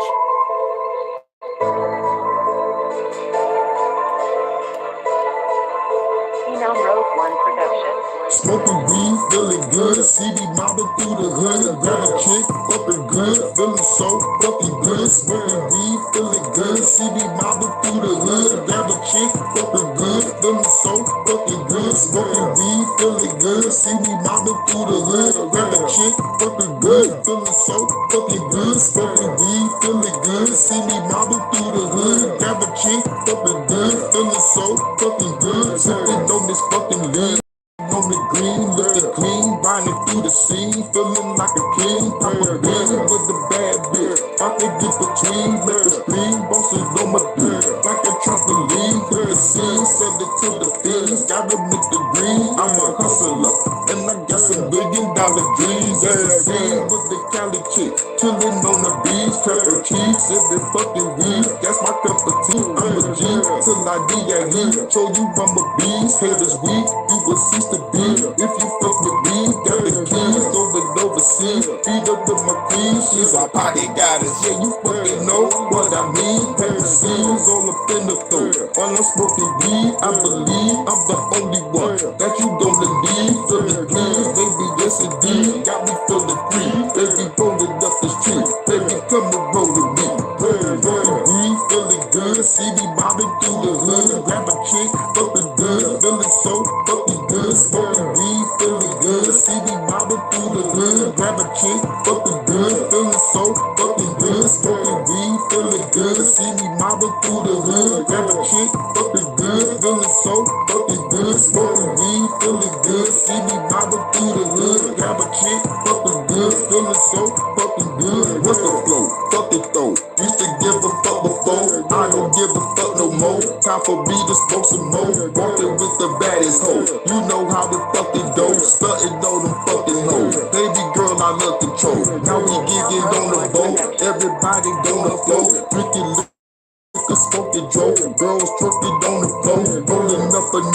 Lean in my double cup, club banging number one, roll up another one. We feeling good, see me mobbing through the hood, grab a chick, fucking good, feeling so fucking good, smoking weed, feeling good, see me mobbing through the hood, grab a chick, fucking good, feeling so fucking good. So we gotta play this, then we gonna play Naughty, and then we gonna get up out of here. I just came across some more Star Trek videos. I'm like, damn. Like, I don't know what to choose, but next time we have a Star Trek day like this, it's gonna be crazy. It's gonna be funny too. Some funny ones, some good ones, baby. That's some good ones. This a breath of the ancestors. With this time my hawk, you get your head severed. Creep up in the building, get the fair records. My Beretta was gone, plated with the suppressor. Feel the pressure of heavy rates, nothing lesser.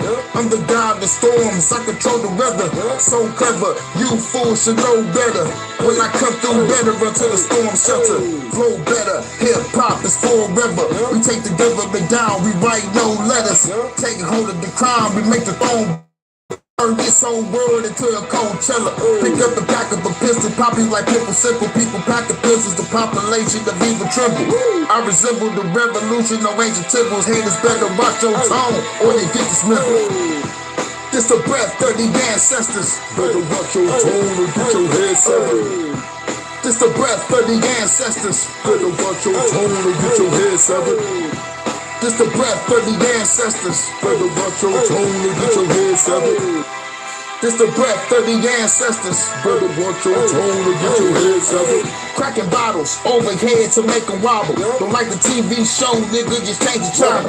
Genocidal, these lyrics might hold the title. Carry Bibles, my goons, they carry rifle. Very tribal, sometimes we very primal. 8 or 15, I'm killing every rival. They say it's mediocre. Cut you up into pieces and leave your body parts inside your easy sofa. Be the soldier, you see my soldiers, they creeping over. Parkour type shit, you see us leaping over. Jackie Chan, you understand, you catching head. Kick your ass through the van, I think he dead, man. Fuck a fizzle, the fragile fickle. Feel like I got a blast at the government quicker than anybody, nigga. Split your body apart and throw you in the river. This the revolution, you gotta deal with us. This the breath of the ancestors. Better watch your tone or get your head severed. This the breath of the ancestors. Better watch your tone or get your head severed. This the breath of the ancestors. Better watch your tone or get your head severed. This the breath of the ancestors. Better watch your tone or get your head severed. This the breath of the ancestors. Better watch your tone or get your head severed. This the breath of the you gotta watch your tone, YouTube. My lady Vonta has spoken. This the breath of the ancestors. My first lady, that is. This the breath of the ancestors. Better watch your tone and get your head severed. You already know what it is. All right, Vonta, it's time to get naughty. I'm looking at my analytics. I don't know why I hit it, man, but like it went to it and went to the old page I was on. Somebody is watching Why I Left Christianity. Someone watched that twice. It's like in the past 60 minutes. So like if anybody heard me go ham, I guess somebody is looking at my site, probably trying to scan and see who the fuck I am. That's what that's about. Or maybe somebody just want to know. Somebody just want to know why Hurykane not a Christian no more. And they have to scroll through all my videos. Because I don't think I put that video on a playlist anywhere. Why I Left Christianity. Like, that's not on the playlist. And if it is, it's probably in my Revolutionary Doctrine of Yeshua. It might be, but still though. You have to scroll all the way down to find that video.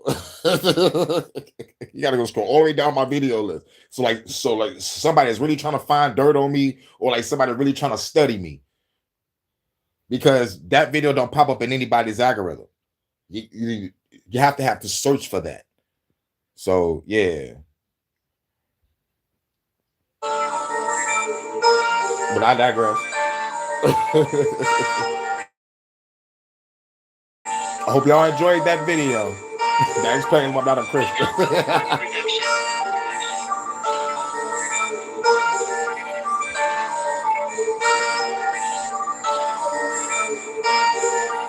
Time to have a party, time to have a party.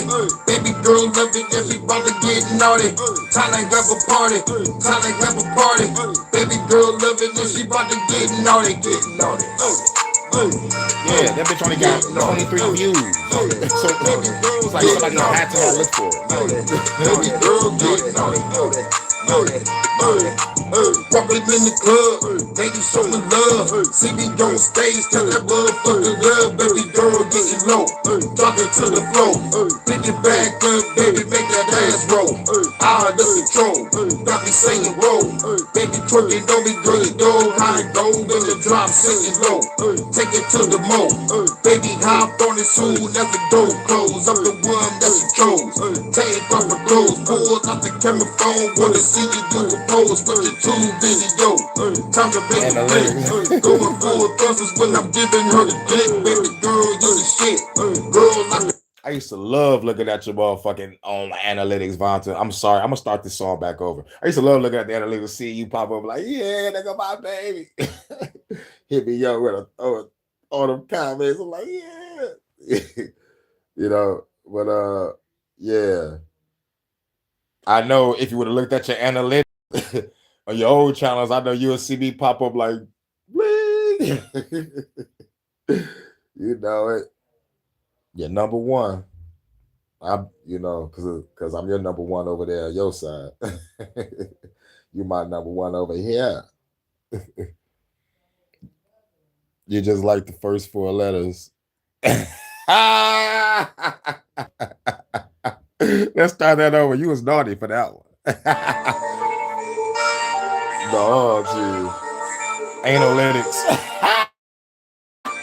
That's hilarious, Vonta.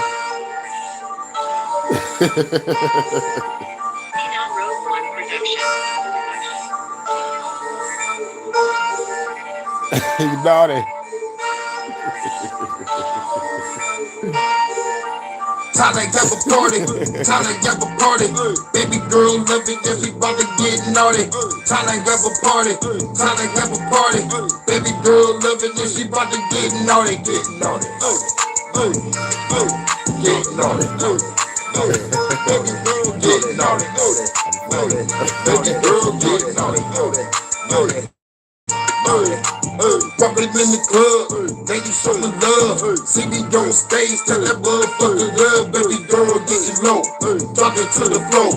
Pick it back up, baby, make that ass roll. Out of control, got me saying roll. Baby twerking on me, girl, you know how it go. When the drop singing low, take it to the mo. Baby hop on it soon as the door close. I'm the one that you chose. Take off my clothes, pull out the camera phone. Wanna see you do a pose with your tube video. Time to make a flick. Going full thrusters when I'm giving her the dick. Baby girl, you the shit. Girl like a party bitch. Live a bad chick, say fire like an arsonist. Baby, this a hit. Got another party mix. Call me Santa Claus, had to put you on the naughty list. Time to have a party. Time to have a party. Baby girl love it, that she bout to get naughty. Time to have a party. Time to have a party. Baby girl love it, that she bout to get naughty. Get naughty. Naughty. Get naughty. Naughty. Naughty. Get naughty. Naughty. Naughty. Naughty. Naughty. Giving her the business, love it when I'm in it. Been around so that's her favorite position. Give it to her raw, going in the deep. Fucking all night, we ain't about to go to sleep. Vibing to the beat, while I clap her cheeks. Baby girl straighten and she fucking up the sheets. She the beauty, I'm the beast. Eat her like a feast. Sweet cherry pie, baby, let me get a piece. Detroit after dark, hit it in the park. Under the stars on the hood of a car. She adventurous, we up in the parking lot. Put up to the job, we was fucking on the clock. Day and after work, we went to the drive-in. Treated like a swimming pool, I'm about to dive in. This a party over here, got me fucking vibing. Grab a naughty girl, yeah, I'm about to slide in. Time to have a party, time to have a party. Baby girl love it, and she about to get naughty. Time to have a party, time to have a party. Baby girl love it, and she about to get naughty. Get naughty, naughty, naughty, naughty. Get naughty, naughty, naughty, naughty. Get naughty, naughty, loaded, loaded, loaded, loaded, loaded. Time to have a party, time to have a party. Baby girl love it and she bout to get naughty. Time to have a party, time to have a party. Baby girl love it and she bout to get naughty, get naughty, naughty, naughty, naughty, get naughty, naughty, naughty, naughty, get naughty, naughty, naughty, naughty, Hurykane Night Trap this church. Shouts out to everybody.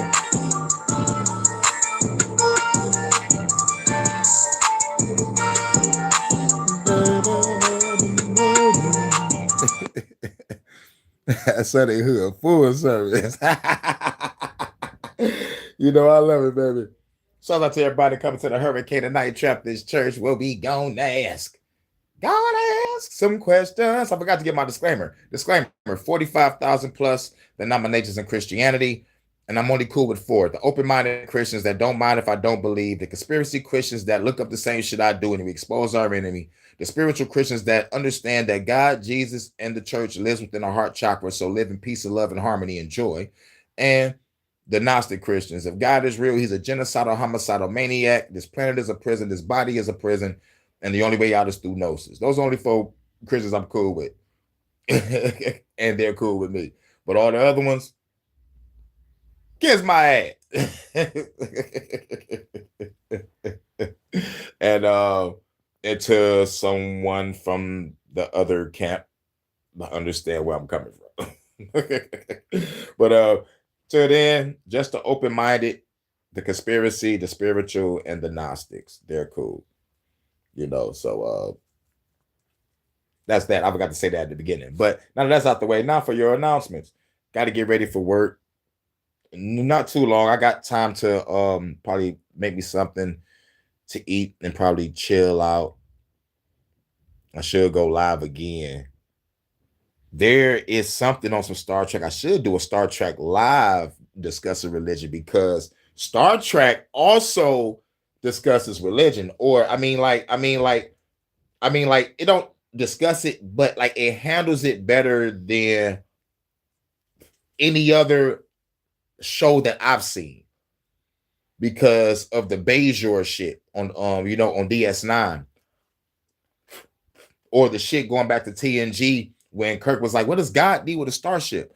Or like or some moments in TNG. So the thing about it is, it's a 40-minute video, so I might have to speed it up a little bit, and probably it'll probably drop it down to maybe like 36, 38. But like that'll be something to do. But I wish I didn't have to go to work too early. I could be able to try to fit it in. I really want to fit it in and try to make a second service. But I think I need to eat and make some lunch. I think I still have time. So all I got to do is probably pre-record now, head to the store. No. Head to the store, come back, pre-record, make something to eat. I still might have time. I might. But time flies, and I hate this afternoon shit. But go with the flow. Right. Bajoran religion goes deep. Yes, it does, Vonta. I know. That's why his video was like 46 minutes. Because I know he's covering all the shit. This is the same guy I always listen to, Steve. So Steve got endless fucking videos discussing Star Trek. He got 2 different channels, Trek Actually and Trek Reluctant. So I'm like, yo, we're gonna have Star Trek days damn near every day. Prophets and orbs, and wow. But everything goes back to Q. I got a feeling like he gonna mention Q. But start about Star Trek, like now he's appearing on my timeline now. And mind you, like these videos are years old. Yep.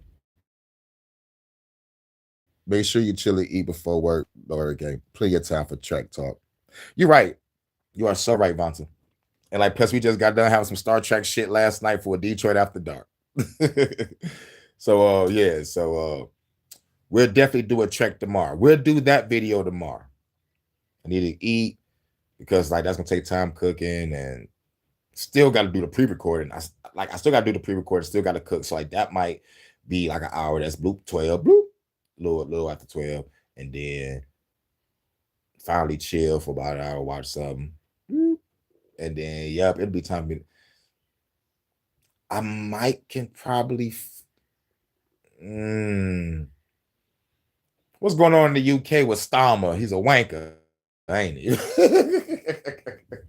But fuck it, like something is telling me I should do something, like at least something quick. Oh fuck it, I'll just work on some music. But but to say no, see who's online, say what up. I still gotta do that. Say my salutes to anybody that's online. But you're right, Vance. I need to kick back, eat, chill. Yep. Go with the Sunday flow. You already know, Vance. Thank you. Because I don't like thinking about what I need to do when it should just be obvious. I gotta go to work in a minute. I need to get something to eat. I need to rest, smoke. I just got done having a goddamn damn near 2-hour service, so it's about time to chill. So yeah, I'm just overworked myself, and I really don't be realizing it most of the time.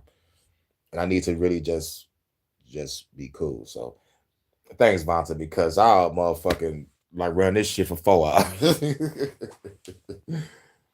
One day, when I have enough content, we should have a 24-hour stream. But like, I'm gonna have a computer though.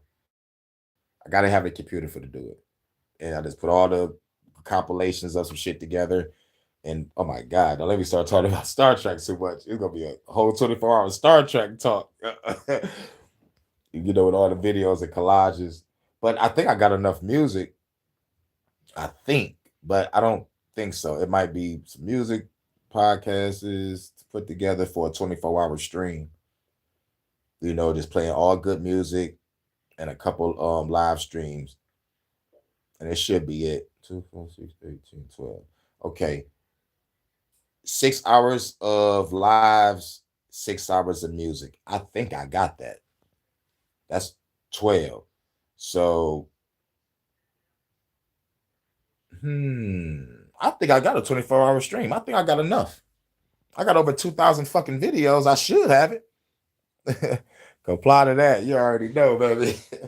Well, much love to my first lady, and shouts out to everybody in the congregation. Hope everybody have a cool day, cool afternoon, cool evening, cool night. I will be talking to my lovely advisor behind the scenes. About to get naughty and get our chill on, get our eat on. It's 4:40, so I know you probably high right now because I know I'm high. 4:40 in the UK, 5:40 in Sweden, 5:40 in the Netherlands, 10:40 in Chicago, 11:40 in Jersey, 11:40 in Georgia, 8:41 in Cali. Shouts out to Dr. Chocolate, Lala, and them. I think Jess over there too. Shouts out.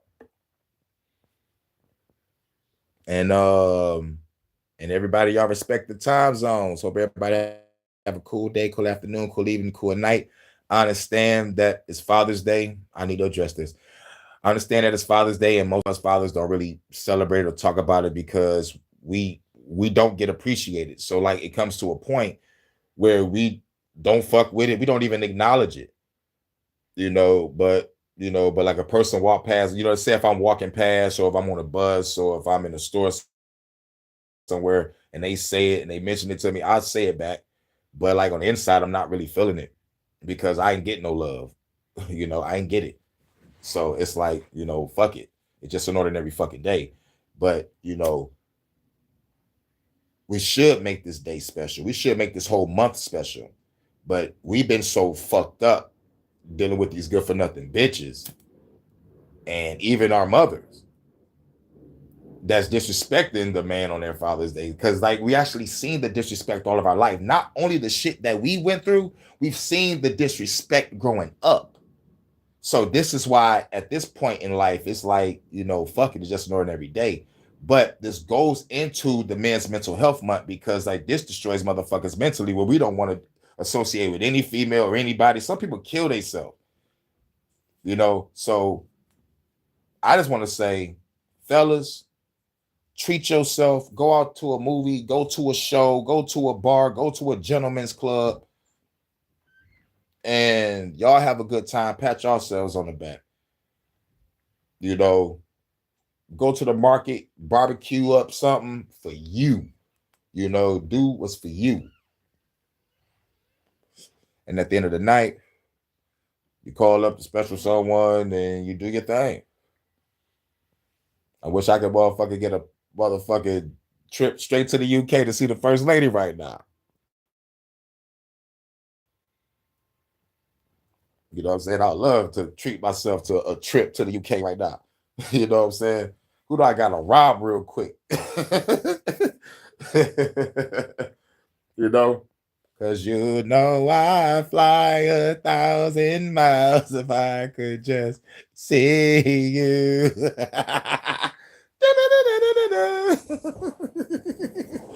Playing the piano on a plane. But you know it. Yep. I feel you. Me? I can't even fuck with it no more. Our voice don't give a fucking matter. So I use a voice for the revolution. Because I don't give a fuck about if I say, I'm a proud father. No, you're not. Well, I believe I am. Good for you. You know what I'm saying? That's how the attitude is of everybody. So I'm like, shit. So we got to create our own attitude to take the energy out the room. But I will acknowledge, and plus another reason why we got to acknowledge it is because these faggots done took our fucking month. And I can't allow that shit. Men's Mental Health Month, and it's the Father's Day month. This is our month, not for these fucking fags. And I stand on that shit to the day I die. Men's mental health, but you know how many motherfuckers niggas right now going through it? You remember everybody having a party, like they don't time to party, nigga. We all fucked up out here. And you should see the fucking shit downtown. Like, oh my God. I wanted to kick this motherfucking nigga off his bike. This nigga ride up the block half fucking naked, G-string on a bike, riding past all the workers and people leaving the Tiger State. I'm like, nigga, anybody gonna kick this nigga off this bike for this shit? You know how many kids walking around seeing this shit? I would have just did it off the strength of, nigga, kids gotta fucking see this shit. Kick that nigga off his fucking bike. Nigga better be lucky I had to go to work and there was cops around. Cops with the big vans and they like 6 deep talking to each other. I couldn't even do it. Couldn't do it. 6 cops out the van, like nigga chilling.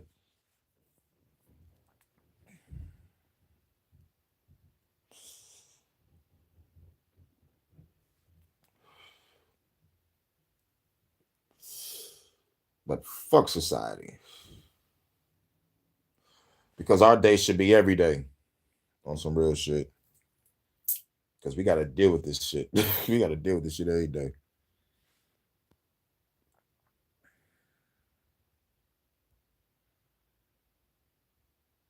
Yep. No, yeah, you just said it in the comments. That's what's up. Yep. The fuck? Oh, okay, cool. All right. And trying to see who's all in the chat. Who all came through. Shout out to Live and Learn, Bronze. Charles was in the building. Jordan came through. Big Dog Philly OG. I sent Philly some music. I don't know if he played it or not. I ain't been over there. I mean, like I've been over there, but I couldn't stay long because I think I was working.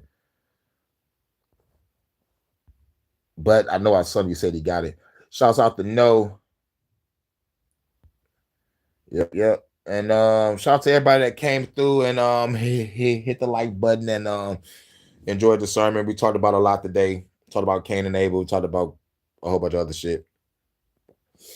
And how people was debating in first and second century on how Jesus wasn't real. It's like we still having these same debates now. We need to stop this shit and start killing our government. Because if this argument of Jesus not being real go back to first and second century, then we all been duped, brainwashed, and fucked over. And these evil motherfuckers that run this planet have been brainwashing us too goddamn long. The biggest three mind control fucks on this planet is Jesus, COVID, and 9/11. and I'm tired of all of it. So we need to end that shit. Shouts out to everybody. Hope everybody have a cool day, cool afternoon, cool evening, cool night. And I'll catch y'all on the next one. If something pop up before I go to work, I might go live again, but it may be a short one. It all depends. I don't know what it is. It's just something in me saying you should go live again, but like I'm trying to see if this is I'm trying to figure out what this emotion is. Why do I still want to keep going live when I should just be sitting down, chilling, and getting ready for work? I'm trying to fight this urge to just fucking sit the fuck still. Even though I am sitting still, but like basically, or like not to go live, or basically the urge to not shut the fuck up. That's just be keep it honest. Like, Hurykane, just sit down, shut the fuck up, smoke a weed, eat, and just chill. You're good. You talk for like 2 hours. You're good. You're good. But it just like there's a fiery spirit inside, and it just is what it is. But yeah, we got to go to work. This is day 3. We're going on day 3 now. So I got a 10-day stretch for the Tigers, but we on day 3. I'm keeping y'all updated, keeping y'all posted. So I don't snap. I got a feeling one of these days, probably around like day 6 or day 7, you're going to see me motherfucker coming out to work like, I hate these motherfuckers. And by day 9, I'm gonna be like, all right, we got one more day, y'all. And then I'm gonna go live all day. But shouts out to everybody. Much love to my first lady, Vonta. Thank you for really truly helping me keep my spirits up and and helping me reflect, Thank you. Because even the God of wrath needs a goddess of love and existence once in a while, you know what I'm saying? To keep me cool. Keep me cool. But thank you. And plus keep me going with the flow. That's the motto for the year 2. Go with the flow and fuck YouTube. Go with the flow. YouTube. Say it with me now. Go with the flow and fuck YouTube. And thank you. Real shit. Because I'll fucking blow this whole fucking planet up. Well, shout out to everybody. I'll catch y'all in the next one.